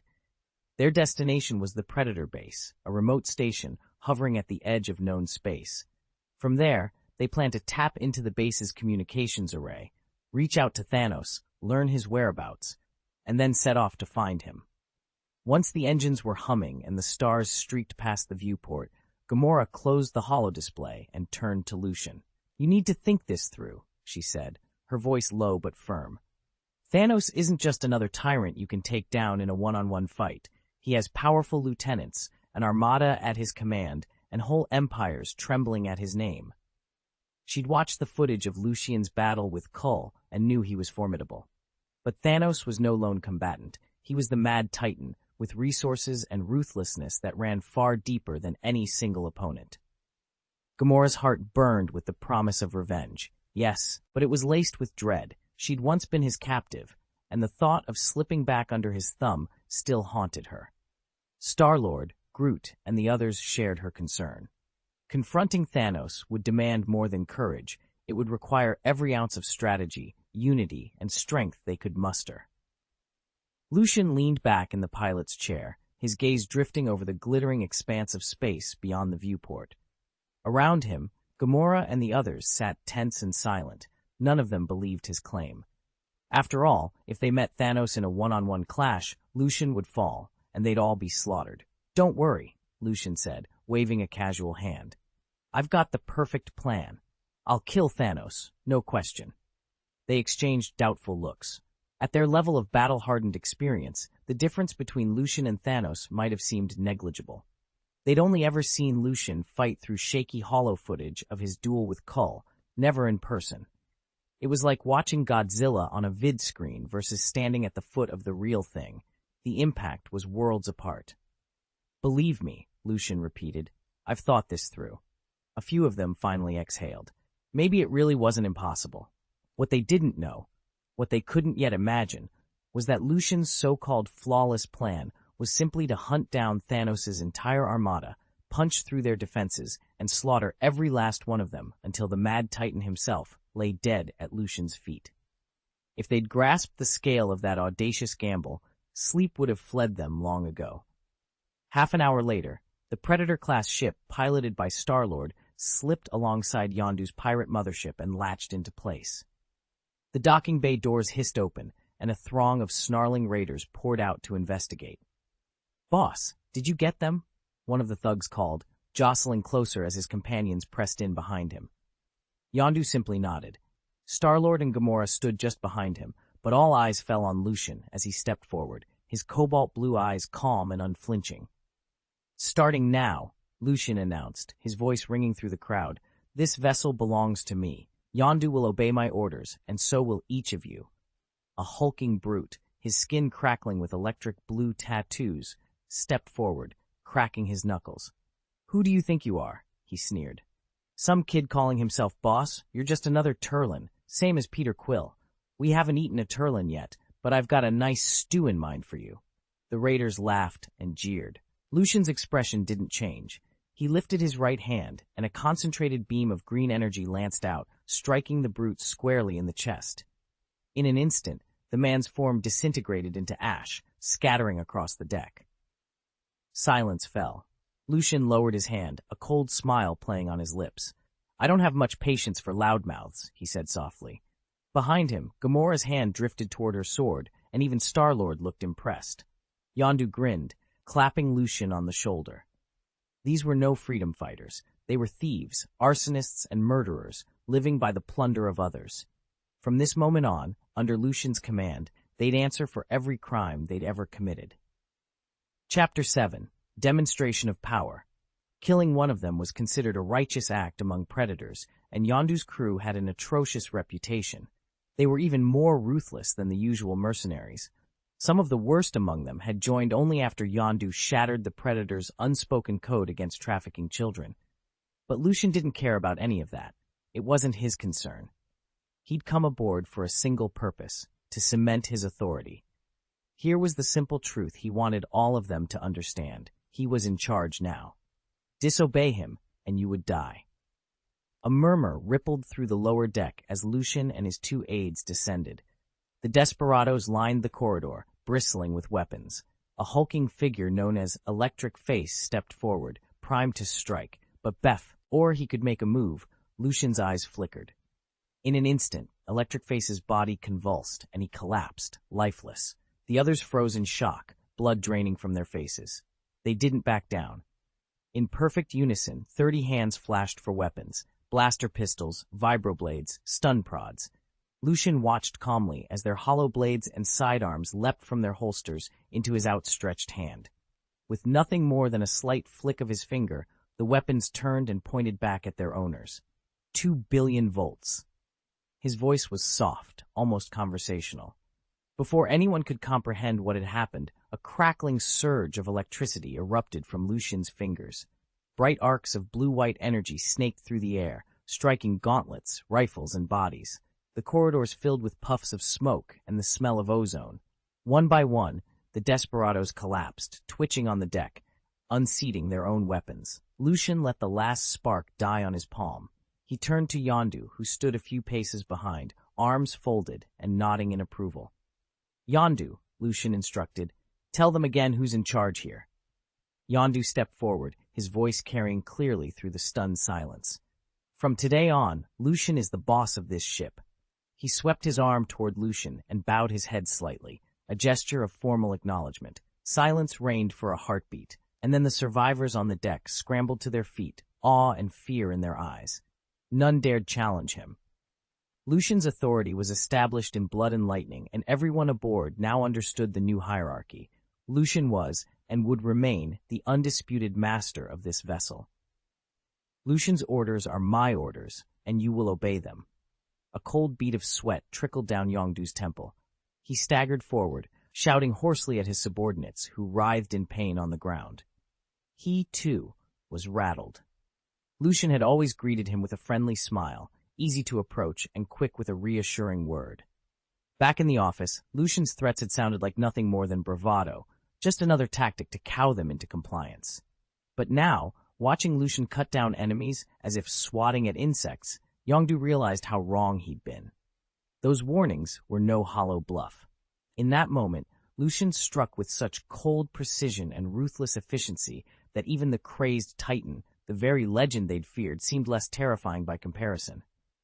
Lucian's calm, smiling face only made it worse. There was no mercy behind it, just a chilling resolve.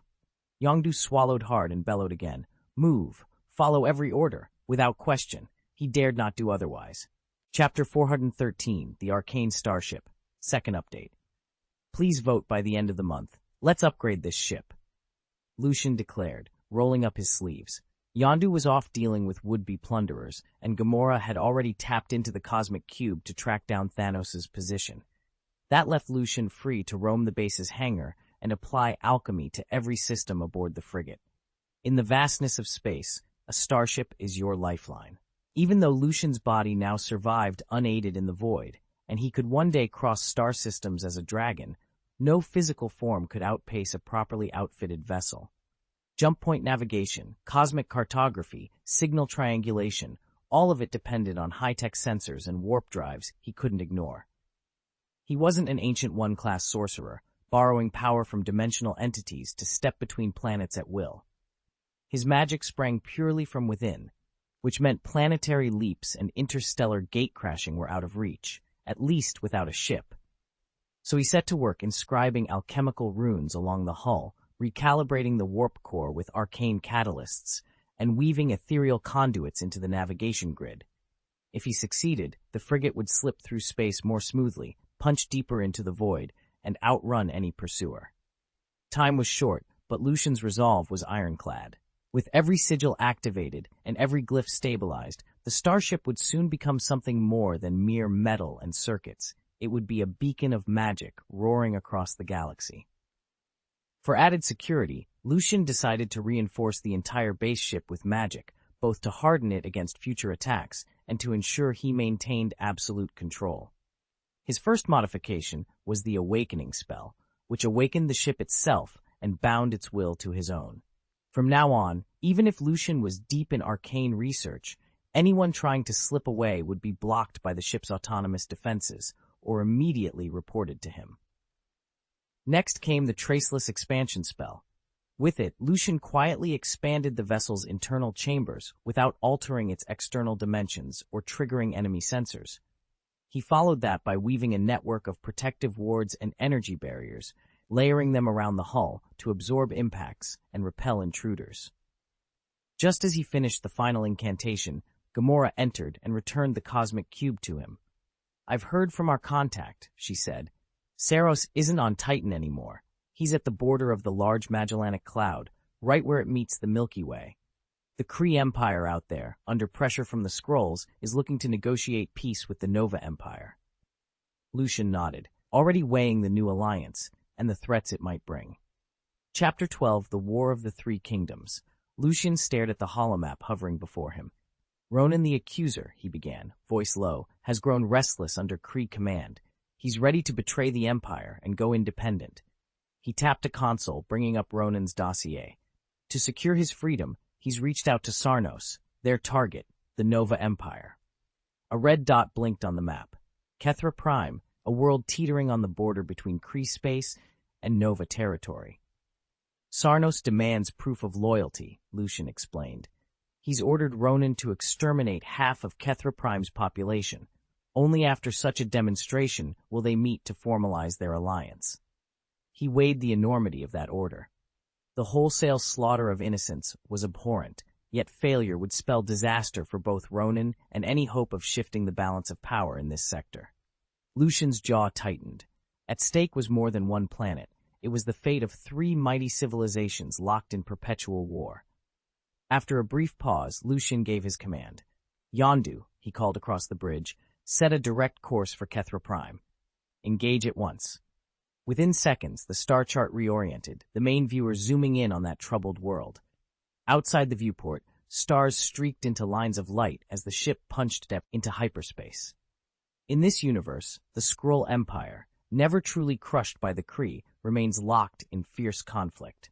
Their unending struggle with the Kree, alongside the Nova Corps' last stand, has kept the galaxy locked in a three-way stalemate. Even the mighty Shi'ar Empire, ruling far beyond this region, has stayed neutral, content to observe rather than intervene. Now, as Lucian's ship hurtled toward Kethra Prime, the true scale of the coming confrontation crystallized. This was no simple skirmish, but the opening gambit in the War of the Three Kingdoms. And when the smoke settled, entire worlds would tremble before the victors. The Kree Empire had barely recovered from the devastation Captain Marvel had wrought. Hala, their proud capital, lay in ruins, and the Supreme Intelligence itself had been shattered.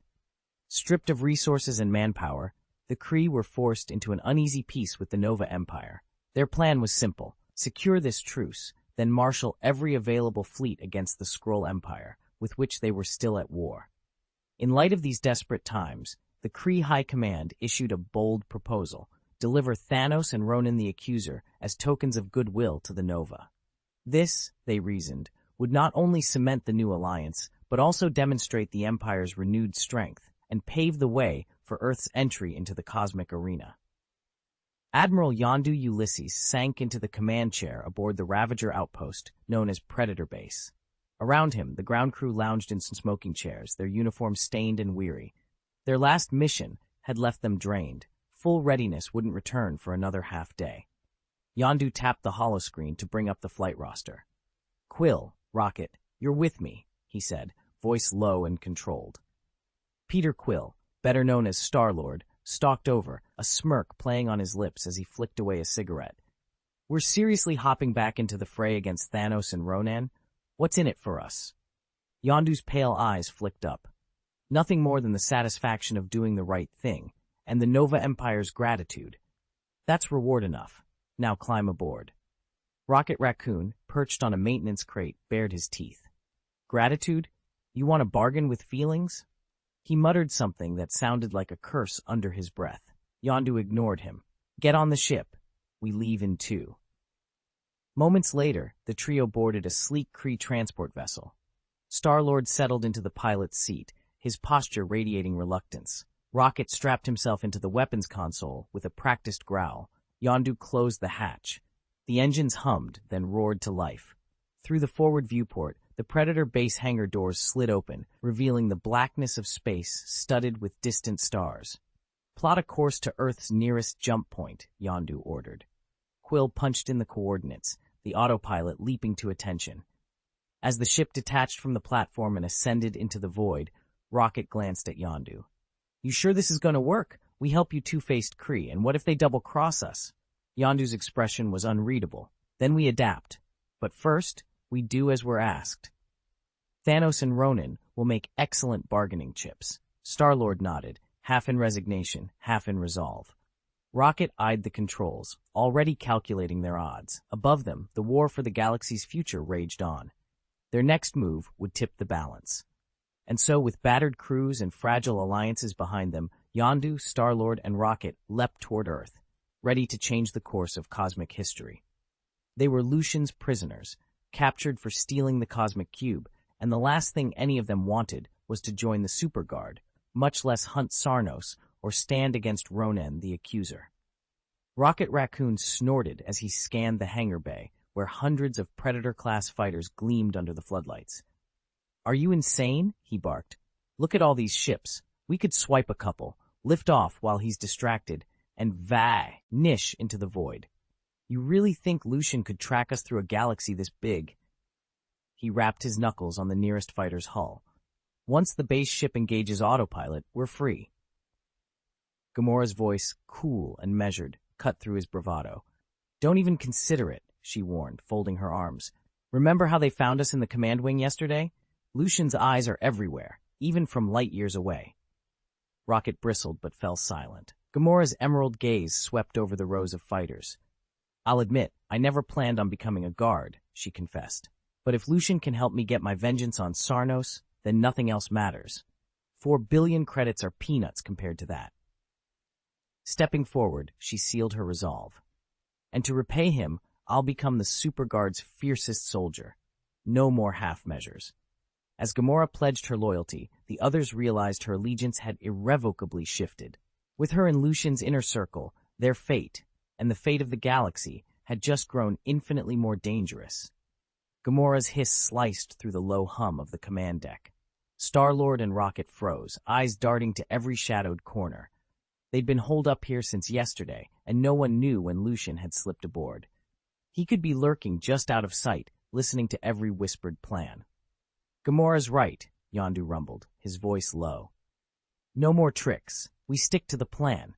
He hated taking orders, especially from this polished stranger, Lucian, who always wore that polite half-smile. But after seeing that green beam moments ago, neither Yondu nor anyone else felt much like arguing. The beam had struck a Creel soldier in the hallway. The man had evaporated on the spot. No warning, no chance to defend himself, just a puff of ash drifting in the stale air. Yondu's jaw tightened. If he stayed here, he'd end up just like that poor Creel. But escape wasn't an option yet. The entire corridor was locked down, ambush teams posted at every junction. His only hope was to lie low and wait for Lucian to tangle with Sarnos and Ronan the Accuser. Even a powerful guardian like Lucian would struggle to bring down both foes at once. There had to be a crack in their armor, unless Lucian himself didn't survive the fight. Yondu's voice sliced through the chatter. "What are you talking about? Why are you grinning like that?" Everyone froze, until Lucian's voice rang out from the shadows. "Oh, nothing," he said casually, stepping into the light. "We were just talking about how to help you take down Sarnos and Ronan the Accuser." Peter quirked an eyebrow, but recovered faster than anyone else, a practiced smile settling over his features. He sounded sincere, as though he hadn't just been plotting an escape. Few Ravagers could lie so smoothly without ever breaking character. Gamora, standing off to the side, caught sight of Peter's too-perfect grin and barely managed to stifle a laugh. Even Yondu, with his razor-sharp instincts, paused, blinking once before motioning for them to continue. The tension eased, if only for a moment, while the crew traded knowing glances. Chapter 414, Enlightenment, The Glory of the Fairies, 3 updates. Please vote by the end of the month. Please remember our site, tecan.com. "That won't be necessary," Lucian said, offering a confident smile. "All I need is for someone to lead the way. I'll handle the fighting myself." He watched the faces around him, curious, wary, hopeful, then added casually, "Oh, and could someone help me register a bounty hunter identity and open a personal account?" Unseen, his telepathic power spread through every corridor of the spaceship. He perceived each footstep, every hushed exchange. Yet anger never stirred in him. He understood well the instinct to flee from danger. He had no intention of imprisoning them indefinitely. If a few brave souls would guide him to confront Thanos and Ronan the Accuser, and then help secure diplomatic ties with the Nova Empire, he would gladly grant them their freedom. After all, the Star-Lord and his crew were useful only to a point.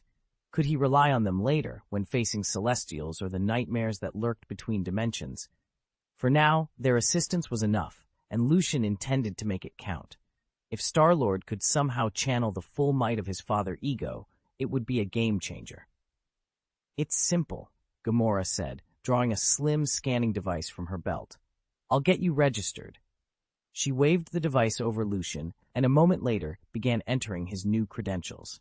Even for a Galaxy-class spy like herself, creating a flawless identity took precision, and Gamora had dozens on file, different names, species, backgrounds, all verified by every major planetary registry. 5 minutes later, Lucian had a sleek, officially sanctioned profile as a Turlan citizen and the fresh title of Novice Bounty Hunter.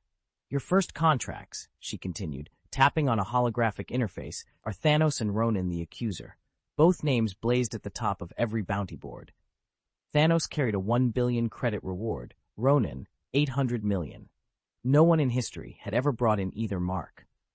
Thanos had massacred half the populations of entire worlds, leaving the survivors to seethe with hatred. Ronan's crusade of terror was almost as infamous. Across the cosmos, trillions of credits had piled up, all waiting for a hunter brave or desperate enough to collect. Lucian stared at the flickering hologram. 1 billion credits or more awaited anyone bold enough to finish the job, and now, thanks to Gamora, it was his to pursue. Ronan the Accuser, one of the Kree Empire's fiercest commanders, had razed world after world and enslaved countless beings. His brutality was matched only by Sarnos, making the two of them the most hated and most wanted outlaws in the galaxy. Lucian, free of any ties, saw a golden opportunity: eliminate both targets and claim the 1.8 billion credit bounty for himself. "Don't you all remember? There's already a joint operation to take down Ronan and Sarnos," Lucian reminded them. At the mention of those names, Star-Lord, Yondu, and Rocket Raccoon sprang to life. They'd nearly forgotten just how valuable those bounties were. To any experienced hunter, the pair was virtually untouchable, so until now, they'd simply ignored the rumors. The promised payout would change everything. None of them had 2 credits to rub together, and they'd been working like slaves just to get by. Their excitement, however, faded when Lucian continued. "The 1.8 billion goes to me. But if you 3 perform well, each of you will walk away with 100 million credits extra once this is over." Grinning, Lucian stepped forward and clapped Star-Lord and Rocket on the shoulders. Let's make it count. However, if any of you even thinks about running off again, I'll make you disappear on the spot, body and soul, by the terms of our contract. Lucian's calm but deadly promise froze the hunters in their tracks. 100 million credits each was no small sum. Even Yondu's Predator team, elite hunters who spent decades chasing high-value targets, couldn't guarantee such a payday. When the Cosmic Cube's 10 billion credit bounty was announced, every mercenary in the galaxy set their sights on Earth. Yet capturing the cube proved to be just as perilous as hunting the legendary beast Sarnos. Now Lucian's offer, join the Super Guard and pocket a cool 100 million upon mission's end, sounded almost too good to pass up. For a moment, relief flickered across their faces. 100 million credits was enough to retire in style. Still, the hunters couldn't quite settle. Whispers filled the air as they exchanged furtive glances, until Lucian spoke again, his voice ice-cold. I know exactly what you were saying, he continued quietly. I heard every word of your little negotiation. A cold sweat broke out on their brows. They had assumed their murmurs went unnoticed, a fatal mistake. Lucian's dark eyes swept the room. Remember, he said softly, I will enforce this contract. No exceptions. Ah! Principal Lucian, you really crack me up. Star-Lord laughed and leapt at the chance to change the subject. Principal Lucian, this must be your first time leaving Earth. You're seeing how stunning the universe really is, right? Lucian waved a hand dismissively. I was just teasing you. Don't take it too seriously. Then he turned back to the viewport, pressing his forehead against the cool glass. The sea of stars outside was breathtaking. He exhaled, half to himself. It really is beautiful. Beneath his calm exterior, Lucian's mind was racing.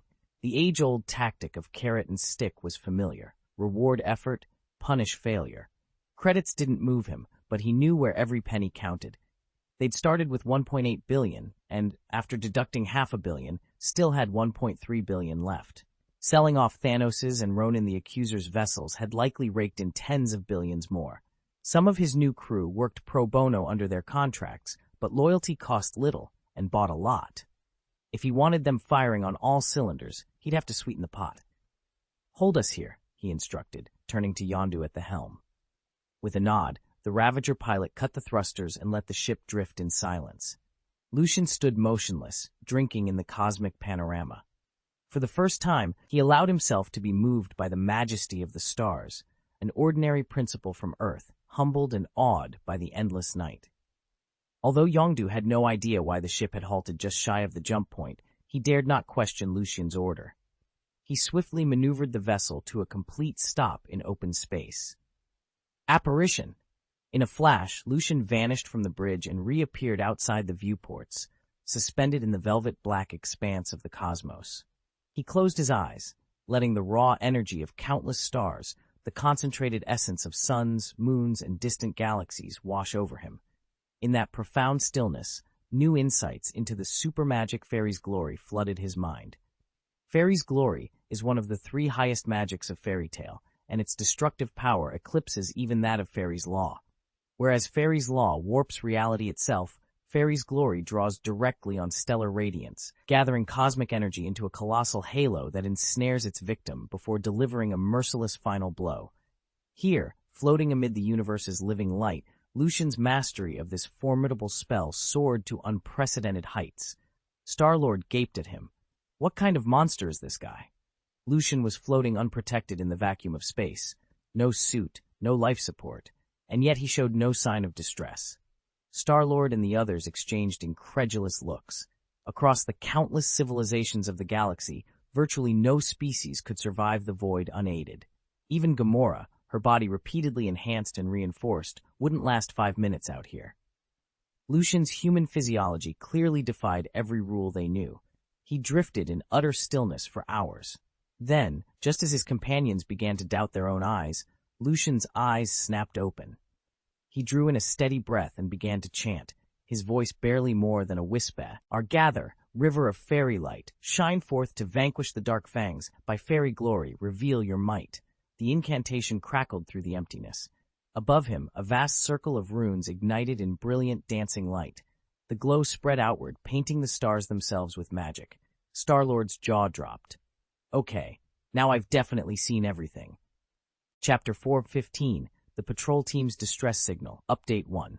Please vote by the end of the month. As I write this, I hope readers will remember our domain, Taiwan Novel Network, TFKM, go.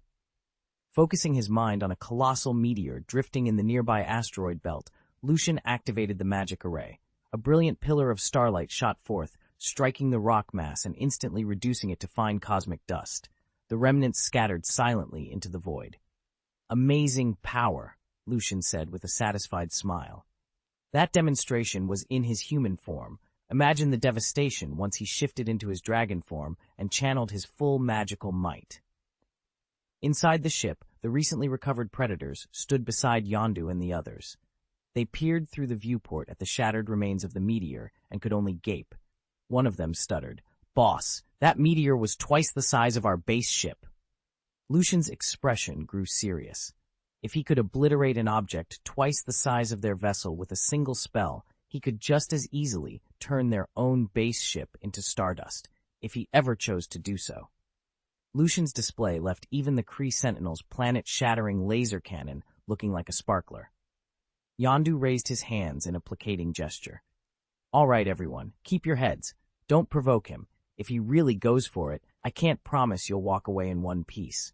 But if we play our cards right, we could net 200 million credits this time."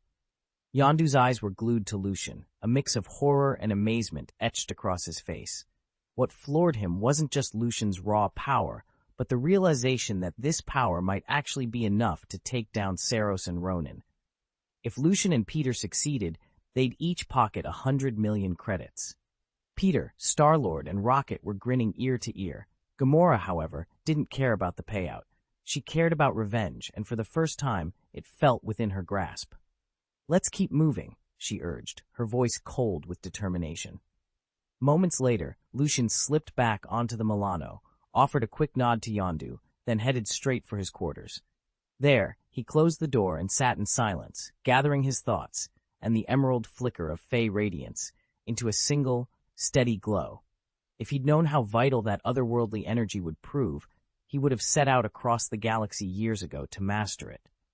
But now that he had it, nothing would stop him from seeing it through. Lucian had always known that simply poring over dusty tomes in a secluded tower wouldn't be enough. If he truly wanted to unravel the universe's secrets, and someday forge an entire world of his own, he would have to venture beyond his study, to see the cosmos firsthand. Now, seated aboard the sleek research vessel, he watched the controls intently as they guided the ship toward the closest jump point to Earth.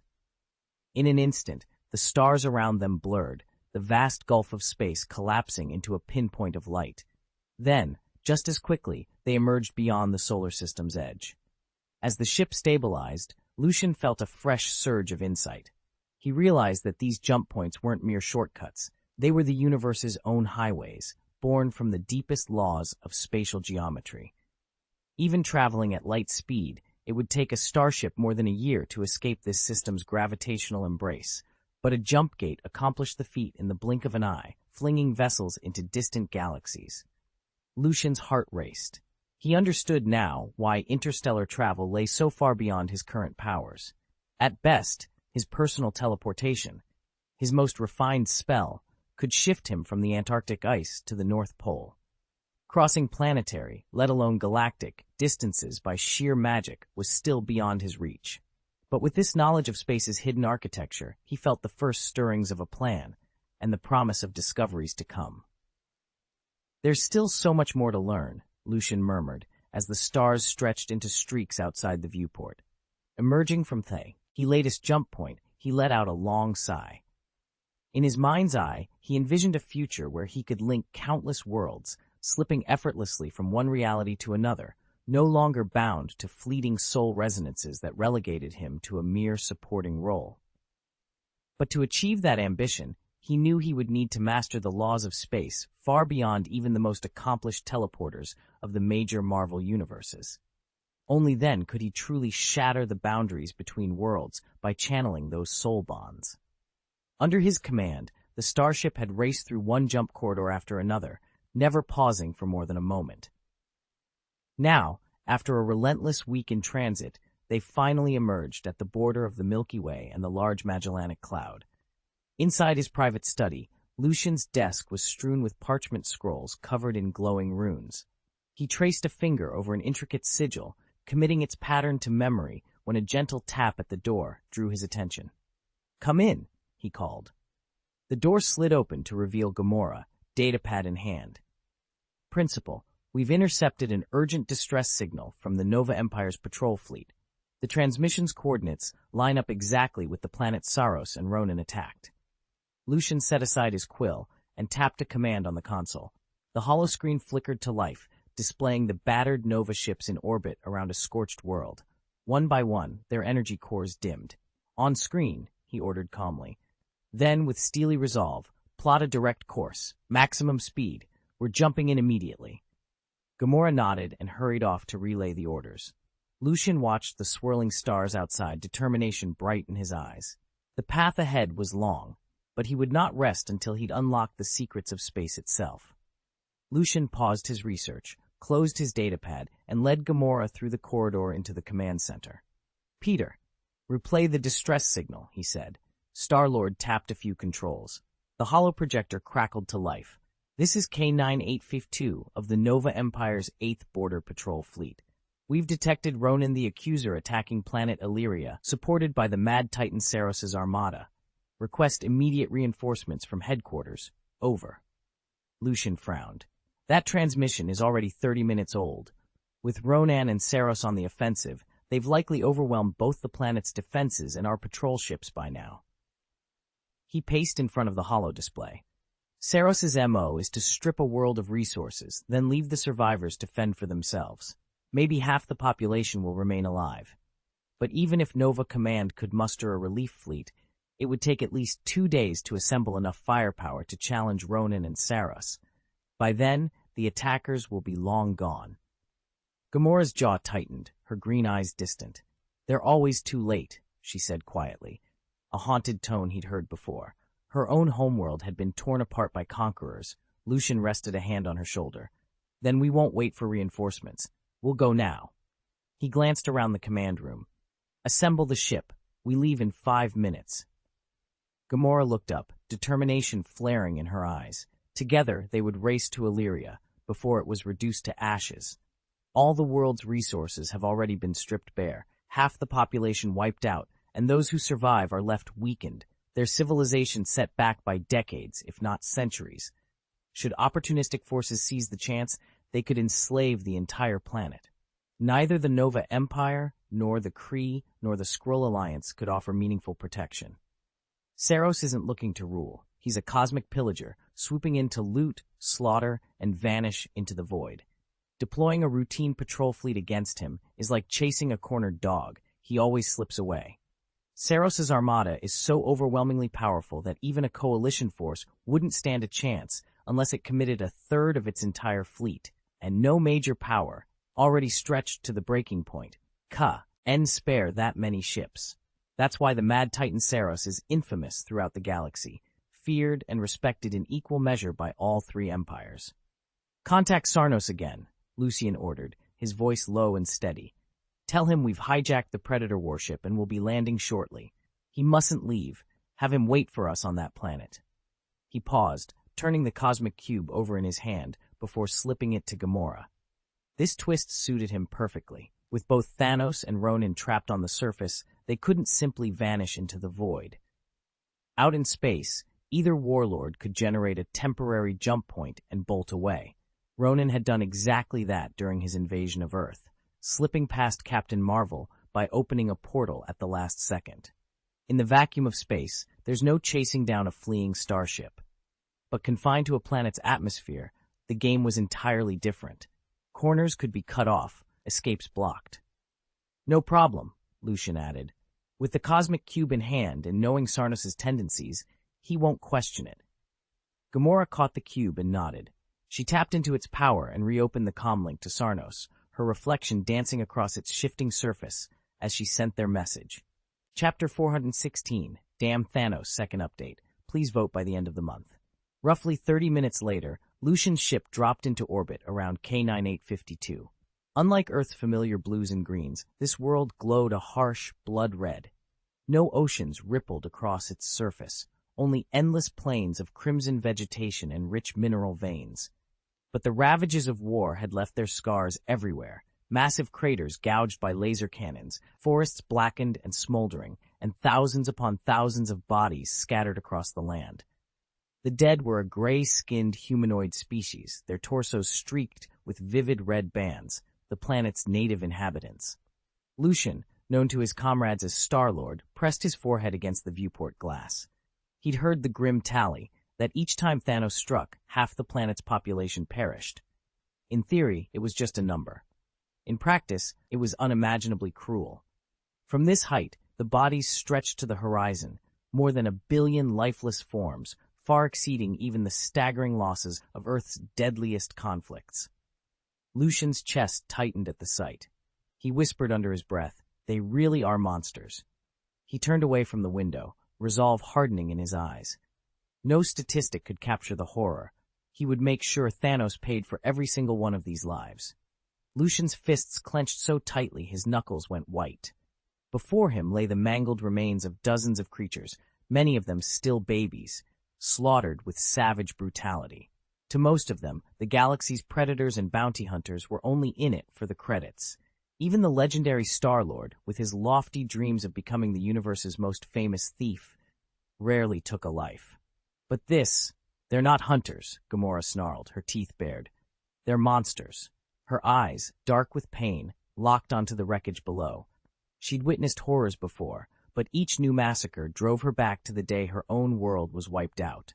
It was a nightmare she could never outrun. "I swear," she whispered, "I want to fire this brand new quantum rocket launcher straight into Saros's backside." Rocket hefted his recently upgraded launcher, its barrel still humming with unspent energy. He swept the valley with a steely glare. "Name the target," he growled, "and I'll have that missile locked on him in under 10 seconds. A dangerous light flickered in Lucian's eyes, and he let slip a faint, almost casual smile.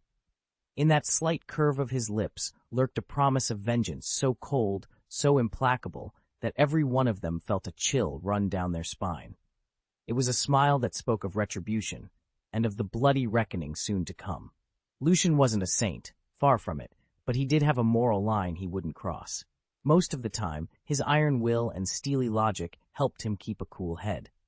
Every so often, though, something ignited his blood, and reason gave way to fury. At first, Lucian's attitude toward Thanos had been purely pragmatic.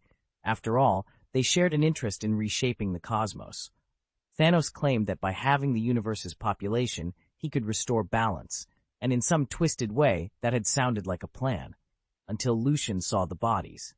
Billions of corpses littered entire worlds beneath them, charred, mangled, abandoned. No grand vision could justify that scale of slaughter. In that instant, Lucian decided that Thanos didn't merely deserve to be stopped, he deserved to die over and over again. He turned away from the viewport and addressed Principal Yondu. "Sir, you mentioned there was a complete battle plan. We can't just sit here indefinitely. What's our next move?" Yondu's eyes flicked back to the gathering fleet below, the ancient Temple 2, its battered hull still radiating power, Ronan's dark aster, dark crystal facets reflecting distant starlight, and clustered around them, a seemingly endless tide of warships, carriers, cruisers, frigates, fighters, packed so densely that the void itself felt alive. He swallowed hard, ran a hand through his hair, and met Lucian's gaze. "There's no turning back now," Yondu said quietly. "But yes, we have a plan." He drew a deep breath. "Here's how we'll strike first. Seize control of Temple 2 and turn its systems against Thanos' fleet. The flagship isn't just a floating barracks. It boasts full living quarters, hangars for hundreds of Predator fighters, and its own maintenance docks for ship repairs. And yet, beside Ronan's Dark Star, it feels like an ant facing down an elephant. The Dark Star stands at the zenith of Kree military engineering, more formidable than even Saros's Sanctuary 2. A single torpedo from the Sanctuary 2 might dent the Dark Star, but the reverse? One well-placed strike from the Dark Star would obliterate the Sanctuary into drifting debris. Rumors can't convey that sheer disparity. You only appreciate it when you watch those colossal dreadnoughts in formation, their armored hulls glinting like war god idols in the void. And it isn't just the ships. Ronin's Sakaran legions are fearsome, but Saros fields an entire host that makes them look like mere skirmishers. Rows of Chitauri warriors, backed by gargantuan leviathans, the relentless vanguard guard, hovering siege tanks, and hulking titan apes. These are no ordinary cannon fodder. Even someone as powerful as Lucian, who once went toe-to-toe with Thanos and sent Ronin reeling, couldn't hope to dismantle an armada like that single-handedly. "Didn't I tell you we had the perfect plan?" Saros's voice crackled over the comm system. Lucian drew in a steadying breath. Perfect or not, execution was everything. "You guys just stand back and watch. Then I'll swoop in and take them all down. It's that simple." Lucian spread his hands as if the plan required no more thought. Silence fell. Star-Lord, Gamora, Rocket, all of them froze. A simple, all-out assault on Saros and Ronin, it sounded like a guaranteed death sentence. Peter Quill, Star-Lord himself, stepped forward, forcing calm into his voice. "Lucian, I've got a better idea. Gamora takes the cosmic cube straight to Saros and Ronin. We let them believe they've got us cornered. The moment they show up, we hit together, surround them, neutralize them instantly. Then we vanish before their goons even know what's happening. No leaders means total chaos for their forces. We complete the mission, claim the bounty, and walk away unscathed." Gamora's eyes flashed in agreement. Rocket's whiskers twitched with approval, and the rest of the crew exchanged hopeful glances. Lucian studied each of them, weighing the risk. Finally, he nodded. "All right, we do it your way." Around the control room, the tension eased. This plan stood a real chance, unlike charging headlong into certain doom. Lucian's confidence soared. After shattering that meteorite with his bare hands, he knew he still had a real shot at taking down Sarnos and Ronin, especially now that reinforcements were on the way. "Don't worry about us," he called up toward the Predator base. "Just stay inside the ship and watch. I've upgraded its defenses. You'll be completely safe. If you get restless, you can even step onto the deck and open fire." Lucian tilted his head, eyes fixed on the hull's underside. "Activate the 5-element Kabbalah defense barrier." A chorus of voices answered, "Yes, Master." Instantly, intricate arcane seals bloomed across the ship's exterior. From them emerged 5 towering elemental avatars: metal, wood, water, fire, and earth. They formed a perfect ring around the Predator base, weaving their powers into a single gleaming shield. This new barrier was the strongest Lucian could conjure. Unlike the old 5-element ceiling barrier that trapped everyone inside, this version defended the ship's exterior while leaving its weapons unhindered. Any attack launched from outside would be stopped dead. Any strike Lucian or his allies delivered could pass straight through to their enemies. Safe behind his elemental bulwark, Lucian tightened his grip on his weapon and readied himself for the battle ahead. Even if Lucian wanted to destroy the ship, he knew its defenses would make that no easy task. "Wait, what's happening? Since when does this spacecraft have its own AI?" Yongdu and the others stared, mouths agape, as Lucian issued a simple command, and the base ship answered, proving it not only had an intelligent system aboard, but was entirely under his control. Chapter 417, The Attack of the Magic Dragon. 3 updates. Please cast your vote by the end of the month. With the spacecraft's magic barrier finally shattered, Lucian vanished from the planet's surface in a flash of green light. "Apparet," he commanded, and in an instant, he reappeared high above the world he'd come to defend. Mid-air, he activated his animagus ability. His human form blurred and stretched. Scales erupted along his skin, bones elongated, and massive wings unfurled. "Maximize." Lucian's giant's magic surged through him, pushing every ounce of power to its limit. In seconds, the dragon that had been 500 meters long ballooned outward, stretching to an awe-inspiring 7,000 meters from snout to tail. Throughout the transformation, every scale, every sinew had grown in strength. He'd spent weeks studying the Grow cards in the world of Cardcaptor Sakura, mastering their arcane geometry and weaving in fresh magical concepts. The result was a spell far more potent and far more spectacular than anything he'd cast before.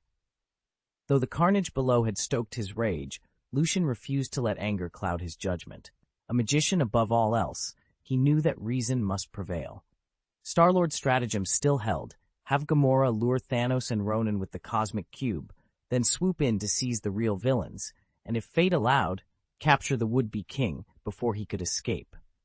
Hovering above the battlefield as a 7-kilometer-long dragon, Lucian flexed his wings and cast his golden eyes toward the horizon. The time for strategy was over. Now came the reckoning. Lucian smiled to himself.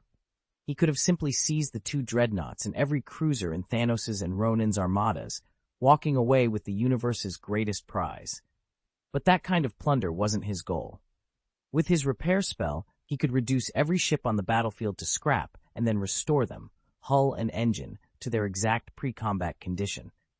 Losses were meaningless when he could undo them at will. As for Thanos, now armed only with the Mind Stone, Lucian scarcely regarded him as a real threat. A 6-stone Thanos was terrifying. A 1-stone Thanos was merely a bruiser, a walking target, waiting for a decisive strike. Ronin's forces, too, were nothing more than cannon fodder without their master's full power. What Lucian wanted was prestige, a head-on battle so utterly crushing that every galactic empire would sit up and take notice. If he pulled off some Star-Lord-style deception, killing Thanos and Ronin by trickery, they'd call it clever, but they'd chalk it up to luck or a hidden gimmick. They'd never believe one man could stand toe-to-toe with 2 legendary warlords and emerge victorious. No, he would bring his full might to bear, face them in the open, win by overwhelming force. Only then would the universe understand. Lucian alone was worth more than an entire armada. Lucian paced the observation deck, weighing his plan one last time. If he could single-handedly shatter the combined might of Thanos and Ronin's fleets, he'd prove himself more powerful than either of them, together. Only then would they truly fear him, and only then could Earth secure its place in the wider cosmos. That was the whole point, to establish an unmistakable deterrent before even attempting formal contact with the Nova Empire. In the movies, the Nova Empire appeared enlightened and benevolent, but in reality, that kind of reputation only lasts as long as your power does. If Earth barged into galactic politics without demonstrating overwhelming strength, countless opportunistic warlords would swarm in and pick it apart. Lucian intended to arrive as a force of nature, striking head-on before anyone could test his resolve. He let the thought trail off in his mind as alarms blared through the deck. What in the... Outside the viewing port, a colossal dragon had materialized, coiling through the void. At 7,000 meters from snout to tail, it dwarfed even the dark star in size. Its obsidian scales shimmered with cosmic energy, and twin horns arched like crescent moons above eyes that glowed molten gold. Below, on the surface of the shattered world, troops and warships froze in stunned silence. And at the center of it all, on a platform surrounded by half-destroyed defenses, stood Thanos and Ronin the Accuser. Ronin had just finished proving his loyalty. He'd laid waste to the planet's defense grid and slaughtered half its population at Thanos' command. That ruthless display was meant to cement their alliance. Now the 2 warlords faced each other, oblivious to any threat greater than their own ambitions. Lucian took a steadying breath. The moment had come.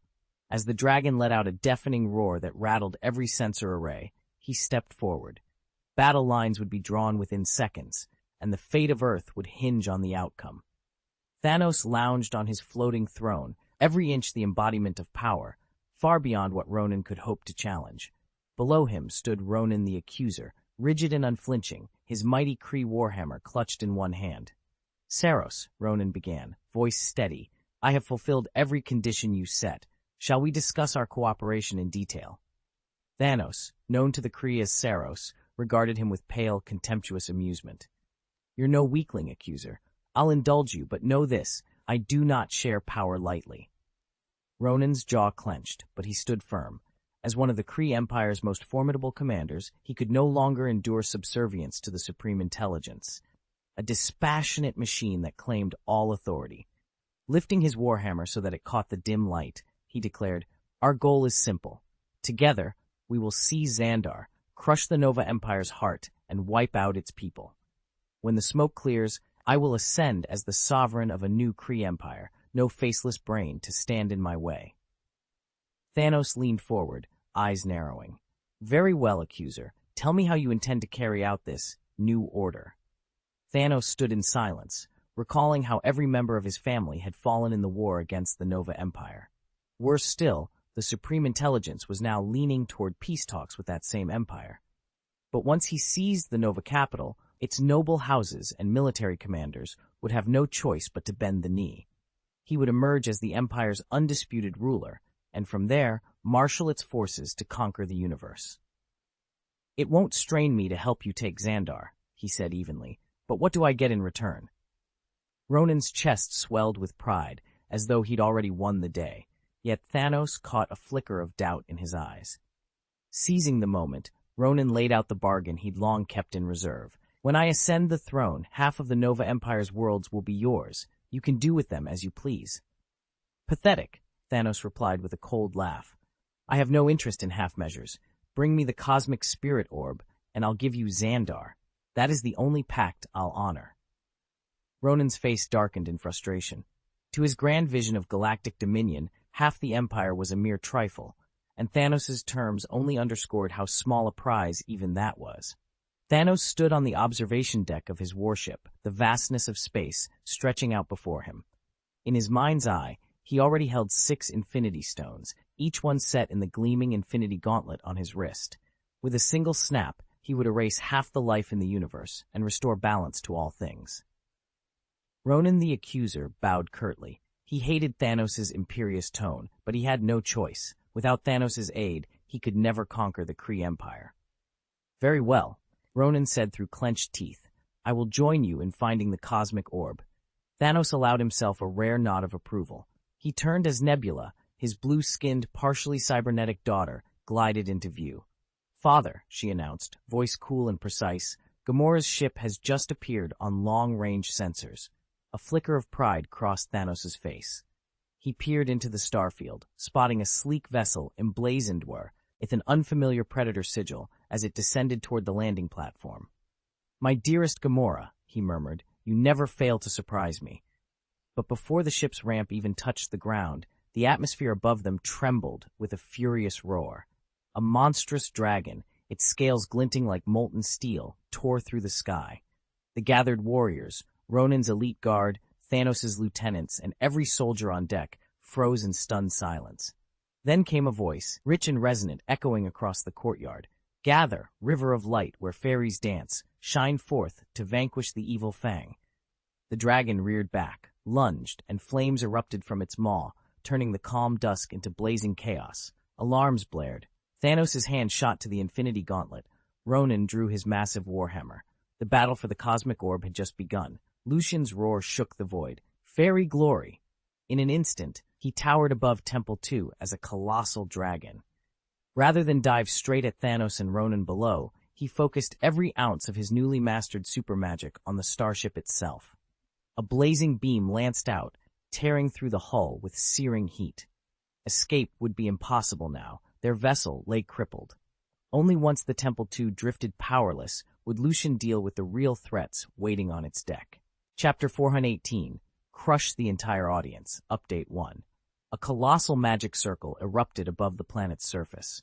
At Lucian's command, a draconic surge of power drew in countless streams of stellar energy from deep space.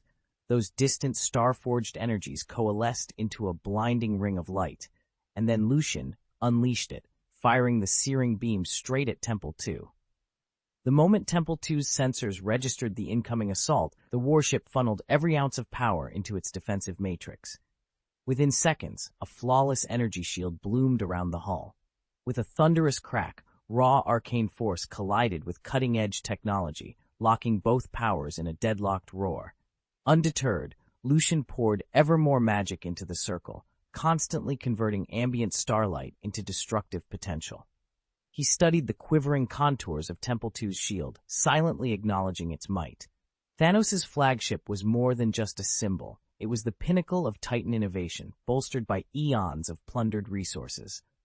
Not even the Nova Corps, the Kree Empire, or the Skrull Armada could hope to field a vessel of comparable strength. Lucian allowed himself a moment's admiration for his opponent, but only a moment. The real test was just beginning. The Empire must keep every planet running, and its internal cohesion is anything but perfect.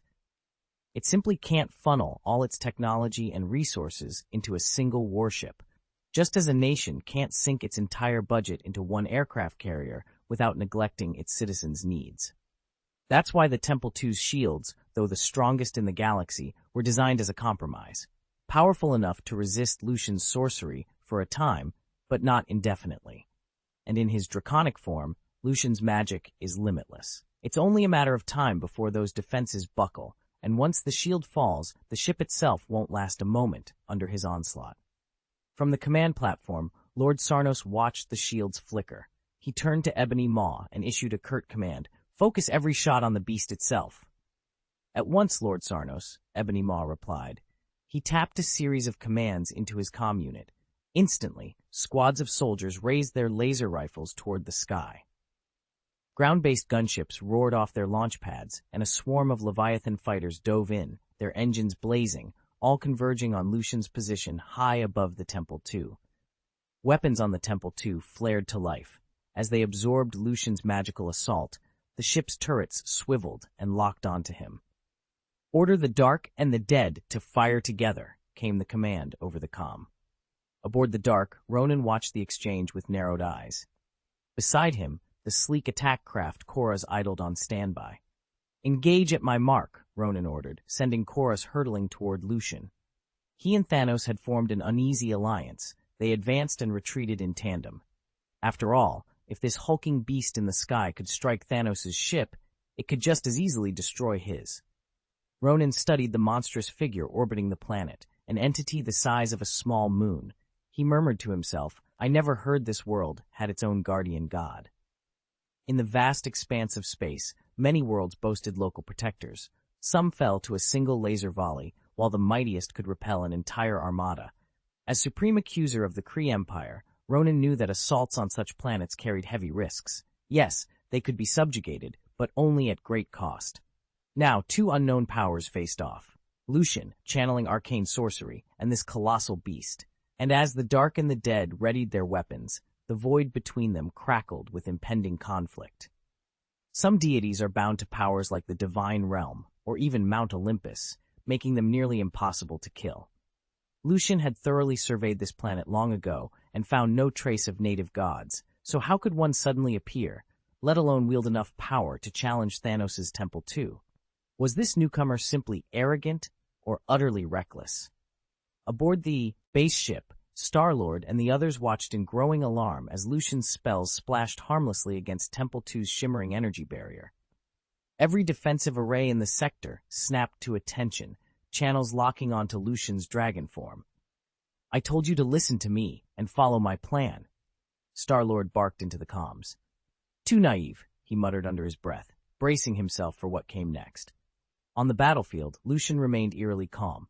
Yes, Temple II's defenses were stronger than he'd anticipated, but the situation was far from hopeless. As long as he stayed in his draconic body, a single barrage of advanced weaponry could injure him, unless he refused to let it land. With a thought, he could shift back to his human form and teleport clear of every incoming blast. In fact, so long as he willed it, no weapon in the galaxy could touch him. Lucian didn't need another gadget. He had a far more devastating solution. "Shut it down," he ordered coldly. Focusing his will, he activated his superpower, magnetokinesis, as potent as any legendary master. Every ounce of metal in the Temple II, from its internal framework to the tiniest sensor, twisted and buckled at his command. Shipboard instruments shattered, power conduits groaned as circuits shorted out. Within seconds, the Temple II's energy shield collapsed. Exposed, the vessel shuddered as the Goblin faction's relentless laser beams punched through its hull. Lucian watched the salvo of light strike unhindered. He raised his arms and spoke the ancient words. "Thunderstorm is coming." Instantly, roiling black clouds snaked across the sky. Below, Goblin troops armed with handheld lasers looked up in terror as countless jagged bolts of lightning split the air, hammering them into radiant sparks. In moments, the battlefield was theirs no longer, but Lucian's. 3 colored flames. With a deafening roar, the dragon spread its massive wings and threw back its head. From its gaping jaws erupted a torrent of 3-colored fire, blinding white at the core, edged in sapphire blue and streaked with molten gold. In seconds, the inferno consumed the oncoming Leviathan giants and tore the New Star Empire's combat fighters to shreds. Harnessing its newfound power, the dragon surged toward the recently activated Dark Star. Locking onto the fortress-like vessel with claws sharpened like blades, it dug in deep. Metal and energy shields crackled under the strain. Then, with bone-rattling force, the dragon wrenched the Dark Star in two. The two halves spun apart and plummeted toward the planet below. Lucian landed lightly on a ridge overlooking the wreckage, his wings folding behind him. Raising a hand, he wove a simple but far-reaching loudspeaker spell. His voice boomed out across valleys and lunar craters alike. "I am Lucian of Turlin. I came at the patrol team's distress call. Sarnos, Ronan, for the peace of the universe, your tyranny ends this day."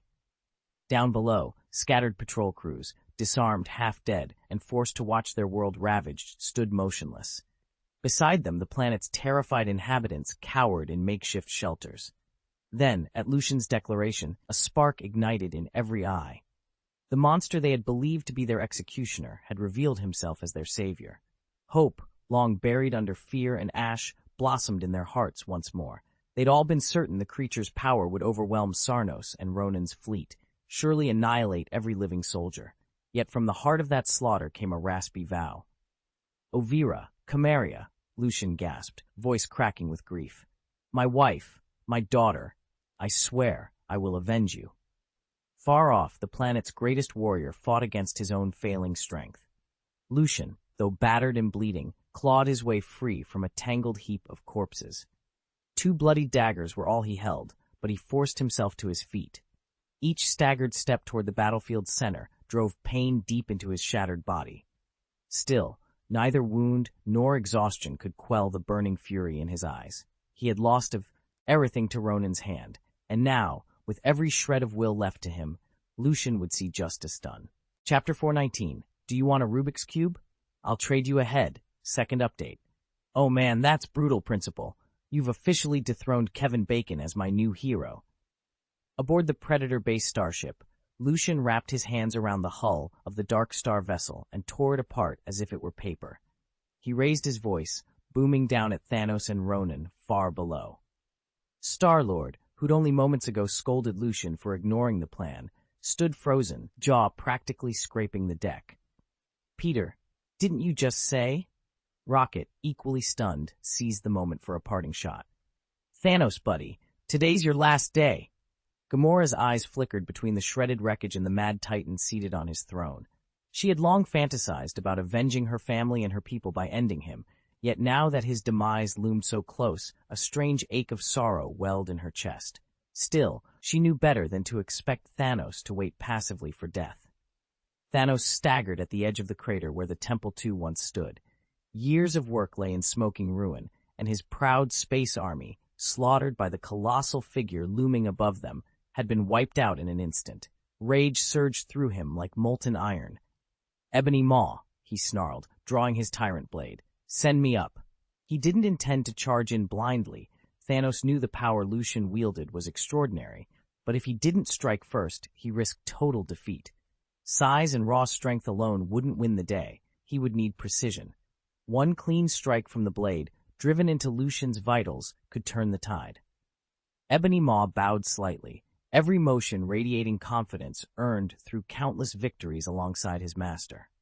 With a quiet murmur, he summoned shards of twisted metal from the shattered battleship. They glinted in the pallid light as telekinetic force lifted them high into the void, forming a makeshift platform. At Thanos' side rose Black Dwarf, Corvus Glaive, and Proxima Midnight, each clad in battle armor and bristling with lethal intent.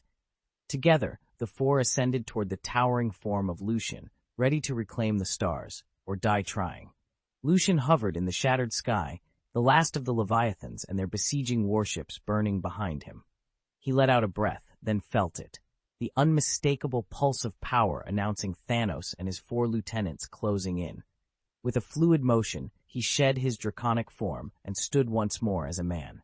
Thanos strode forward, Tyrant's twin blades glinting at his sides. Even unarmed, the Titan's raw strength could fell mountains, let alone the razor-sharp steel he wielded. Lucian knew that, like swatting a wasp, you might kill the threat, but still wince at the sting. A careless misstep here could cost him far more than pride. A direct wound from Thanos' blades could mean the end. In dragon form, Lucian's magic and physical might had been unmatched, but he needed mobility, finesse, and the full range of his new spells. Now that most ships lay in smoldering wreckage, escape was impossible for the enemy. This was the perfect moment to test the arcane arsenal he'd spent weeks mastering. He summoned a simmering violet glow to his fingertips, toes curling as energy danced along his spine. Human or dragon, he would not let Thanos slip away, and he would discover just how far his magic could truly reach. Normally, Lucian never had so many living test subjects for his magic, and, more importantly, he no longer worried about anyone dying from a miscast spell. "Still think you can take me on up close? Fine. Come at me!" he challenged.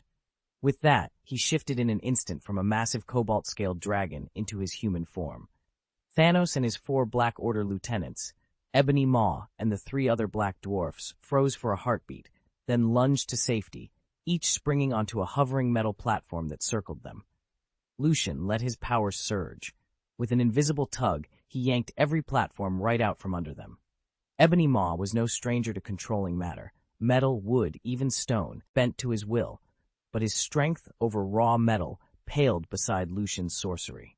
In the silent battle of wills, Lucian easily wrested control. Stripped of their floating supports and unable to fly, Thanos and his lieutenants plummeted. Mid-air, they twisted their armored bodies to break the fall, landing in perfect formation without so much as a limp. Lucian descended next, feet touching ground with practiced grace, and stood facing them. For a long moment, the clearing fell silent. 4 dark silhouettes glared up at the lone figure before them, and Lucian met each gaze steadily. The real fight was only just beginning. Lucian stepped out of the Predator dropship and onto the barren, wind-scoured surface. Thanos regarded him coolly, his gaze fixed on the newcomer. "You didn't answer my distress beacon, did you?" Lucian offered a wry smile. "Hardly. I came for something else." With a casual flick of his wrist, he produced the cosmic cube from within his coat. The artifact pulsed with raw power in his palm. "I heard you put a 1 billion credit bounty on this. I thought I'd save you the trouble." Thanos' lips curled into something like satisfaction as he eyed the cube. "The Space Stone. Excellent. You'll be richly rewarded." At a subtle gesture from the Mad Titan, Ebony Maw stepped forward. The gaunt figure extended long fingers, invoking his telekinetic gifts to seize the cube. Instantly, the tiny world hovering before them lifted from Lucian's hand, then tumbled back toward him, as if struck by some invisible barrier. The cosmic cube hovered unsteadily, then clattered to the ground. Lucian bent to retrieve it, his eyes never leaving Thanos' impassive face. Whatever game the Titan was playing, Lucian was determined to see it through. A jagged steel spike suddenly burst from the ground behind Ebony Maw and impaled the back of his skull before he even realized it was there. Though Ebony Maw's telekinetic gifts rivaled Doctor Strange's, when the Sorcerer Supreme was caught off guard, his frail physical form made him vulnerable. Of all Thanos' lieutenants, he was the easiest to eliminate. Had Ebony Maw tried to strike at the others, Thanos, Proxima Midnight, or Corvus Glaive, they would have dodged in time. Black Dwarf might only have suffered a glancing blow. Even Thanos, in full force, could not have broken through their defenses in the split second it took for the spike to appear. Lucian pocketed the cosmic cube, his eyes cold as he surveyed Ebony Maw's lifeless body. "I didn't finish speaking," he snapped at Thanos. "So tell me, who gave you permission to move?" Thanos' hand twitched toward his double-edged blades. "You'll regret that tone," he rumbled, purple veins knotting at his temples. Lucian's lips curled into a sneer. "I'll make you a simple bargain. I'll hand over the cube on one condition. You give me your life in exchange." Thanos bared his teeth in a snarl. "You think you can kill me?" Before he could draw breath for a reply, Black Dwarf's roar split the air. The hulking brute lunged forward, axe raised high, his rage fueled by Ebony Maw's sudden death. Lucian braced himself, ready to meet the assault head-on. Lucian's voice was calm but absolute. "Lie down." The Black Dwarf, axe raised in mid-swing, barely had time to react before Lucian flicked his hand. In an instant, the metal axe and the dwarf's armored helm tore away from him, flying as if pulled by invisible strings. The dwarf crashed onto the stone floor, breath knocked out of him, the echo of metal clattering across the hall. Lucian didn't even break stride. His mastery over metal had reached a level few could match. He could manipulate hundreds of thousands of tons of steel and iron as effortlessly as breathing. In effect, he'd surpassed the feats of comic book legends like Magneto. On raw power alone, without even drawing on magic, he could take on members of the Black Order and emerge unscathed. But Thanos was another matter entirely. The Mad Titan's body was a fortress unto itself, nearly impervious to blunt force or raw energy. Defeating him would demand more than Lucian's unparalleled control of metal. It would require cunning, strategy, and perhaps a power beyond mere superhuman might. Chapter 420, A Lesson from the Remote Mage, Update 1. Kill them. Thanos' roar cut through the chaos. The Black Dwarf reeled from his assault, and in the same instant, Ebony Maw, taken unawares by a lethal strike, crumpled to the ground. Seizing the fallen tyrant's twin blades, Thanos hurled himself into the fray. Proxima Midnight and Corvus Glaive fell in beside him, while the battered remnants of the Vanguard Corps and the hulking Titan apes surged forward at their master's command. High above the battlefield, Lucian spread his great wings and ascended, his robes billowing in the updraft. He lifted both hands, palms glowing with pulsing blue energy. "Thunderstorm's wrath," he intoned. Instantly, jagged forks of lightning arced from the sky, striking the ranks of the Sokka foot soldiers. Their lines shattered beneath the storm's fury, but the armored vanguard and the genetically enhanced Titan apes shrugged it off. Their enchanted hides, hardened in the forges of war, proved impervious to Lucian's spell. Still dozens of them remained, snarling and charging onward. Thanos came to a halt, blades raised, as he fixed his gaze on the floating mage. Without Ebony Maw's telekinetic power, and with their retrieval ship disabled, none of Thanos' lieutenants could follow Lucian aloft. They stood earthbound, momentarily bereft of any answer to his aerial advantage. Proxima Midnight sneered, casting her eyes over the fallen Sokka weapons. "Should we grab those laser rifles then?" Corvus Glaive shook his head. "Our champions aren't trained for ranged combat. A laser rifle might as well be a toy in their hands." Thanos' lips curved into a dark smile. "Exactly. Let them tinker. They'll learn soon enough that brute strength wins the day." But even as he spoke, the battlefield had already shifted. Lucian's storm magic had decimated the Sokka infantry and bought him territory in the skies. And the Mad Titan knew, with a cold certainty, that this remote mage was no mere nuisance. This was a challenge, one that Thanos intended to meet head-on. In truth, Thanos couldn't be faulted for failing to anticipate this. By all accounts, his invasion fleet was assembled with meticulous care. The universe's most powerful battleships and innumerable combat cruisers, the Leviathan-class dreadnoughts to dominate the skies, and on the ground, his fearsome Vanguard Corps, the towering Titans, plus legions of Sakaran and Chitauri infantry. It was a comprehensive strike force, except that Lucian had already dismantled every anti-aircraft unit in his path. Now, faced with an opponent who could soar freely overhead, Thanos' armies could only gape in frustration. Their incredible leaping ability meant nothing when their quarry simply flew out of reach. Lucian hovered above the hapless ranks below, his dark cloak billowing in the updraft. A slow, calculating smile curved his lips as he surveyed the clustered troops. "A herd of thick-skinned live targets," he murmured, "ideal for testing out my new magic." He lifted a single finger, gathering arcane energy in his palm. "Avada lightning chain!" With that command, a brilliant streak of emerald lightning lanced downward and struck the nearest Black Dwarf warrior, an enormous brute who had been pinned to the ground by Lucian's earlier spell. The dwarf thrashed uselessly, but the lightning held him fast. Then, instead of fading, the crackling bolt split and arced from body to body, weaving a grapevine of searing energy that bound soldier after soldier in its lethal embrace. All across the battlefield, Thanos' finest fell in an instant, ensnared by Lucian's electrified chain. And as their screams echoed upward, the sorcerer in the sky only watched, eyes gleaming with the triumph of his perfected craft. Lucian stood unmoving as, in the blink of an eye, dozens of vanguards and Titan apes collapsed like the hulking Black Dwarf beside them.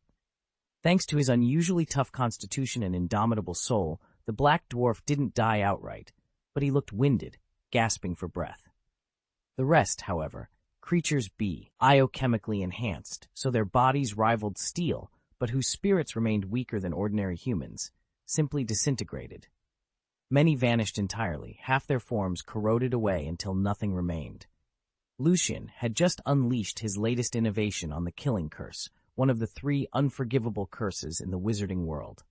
Traditionally, the Killing Curse, powerful though it is against the soul, delivers relatively little raw destruction.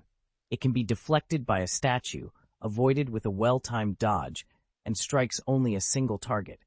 But Lucian was never one to settle for the status quo. Drawing upon magical principles from countless realms, he had relentlessly refined this curse into something far more formidable. He called it the Lightning Chain Killing Spell, a direct evolution.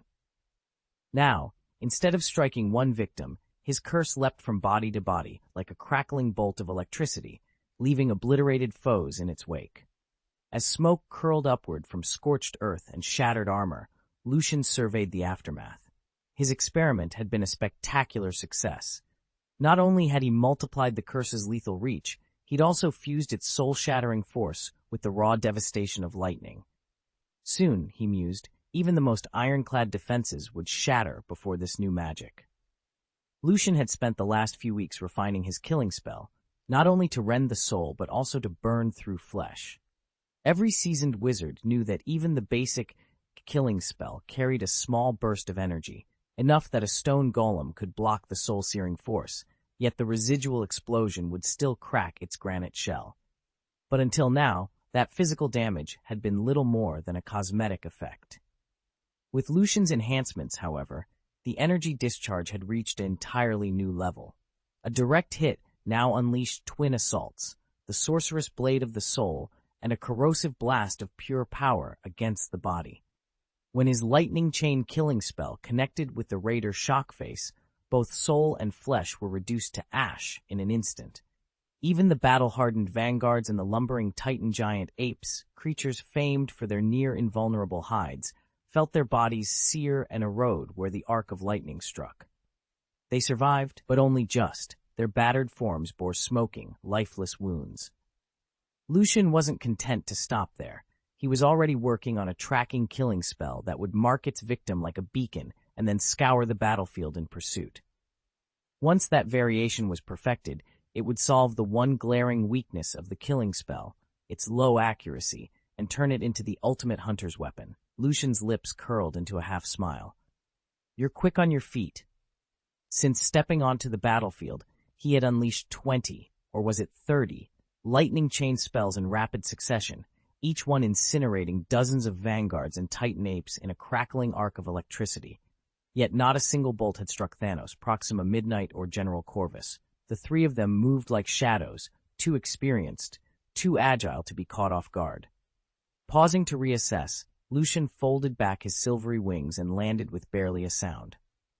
He pressed both palms to the parched earth, his fingers splaying across cracked stone. Runes flared to life around him, inscribed in patterns that pulsed with emerald light. "Terrain effect, swamp quagmire," he intoned. Immediately, the ground softened into a sucking mire. Vanguards and titan apes screamed as they sank past their knees, weapons clattering uselessly at their sides. Even Thanos, Proxima Midnight, and Corvus found their movements hampered, every step grounded by the viscous sludge.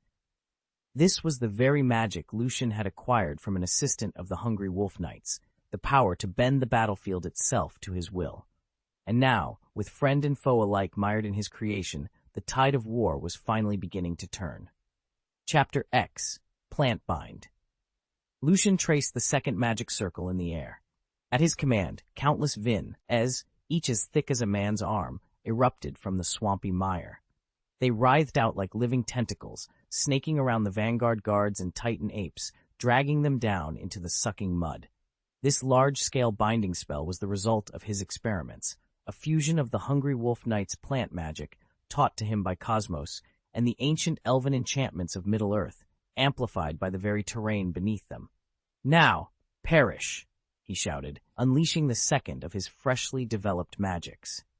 In an instant, both spells struck the front line with devastating effect. But as the vanguard fell and the titan apes thrashed helplessly, Thanos and his 3 lieutenants moved. Seizing the moment of Lucian's descent, they slipped in behind him. If Lucian had remained airborne, they would have been powerless to stop him. But on the ground, he was suddenly within their reach. Thanos' tyrant blade gleamed as he swung it toward Lucian's shield. Nearby, General Corvus Glaive's wicked glaive and Proxima Midnight's spear hummed with lethal energy. These were no ordinary weapons. Each could cleave through enchanted defenses like paper. The enchanted vines clamping the vanguard and the beasts were shredded as easily as thread. Just as he'd anticipated, Lucian's experimental magic had undone itself against opponents of this caliber. He absorbed the pressure of their onslaught, dust settling around him, then allowed himself a small, satisfied smile. "Exactly as planned," he muttered. "My new spells perform beautifully, on lesser foes at least." With that, Lucian adopted a battle stance, ready to face Thanos and his champions head-on. The swamp's murky air crackled with anticipation. The real fight was only just beginning. Lucian glanced at the three towering figures before him and allowed a thin smile to curve his lips. It was almost time to get down to business. He raised a hand, calling on the new spell he'd spent so many nights perfecting. Instantly, a potent force snared the metal plates of their armor, yanking Black Dwarf, Darkstar Proxima, and General Corvus off their feet, and sending them tumbling through the air. Thanos, clad in the same impenetrable metal suit, felt the invisible grip tighten around him as well, but none of them stood a chance as long as their armor remained on. Lucian knew why they'd been able to evade his earlier attacks. His attention had been split, divided between testing this breakthrough magic and casting conventional spells. If he'd been fully focused on the old ways, he could have overwhelmed them in minutes. But tonight, he'd unleashed something far more dangerous. Now, with his adversaries ensnared by the very metal meant to protect them, the real contest could finally begin.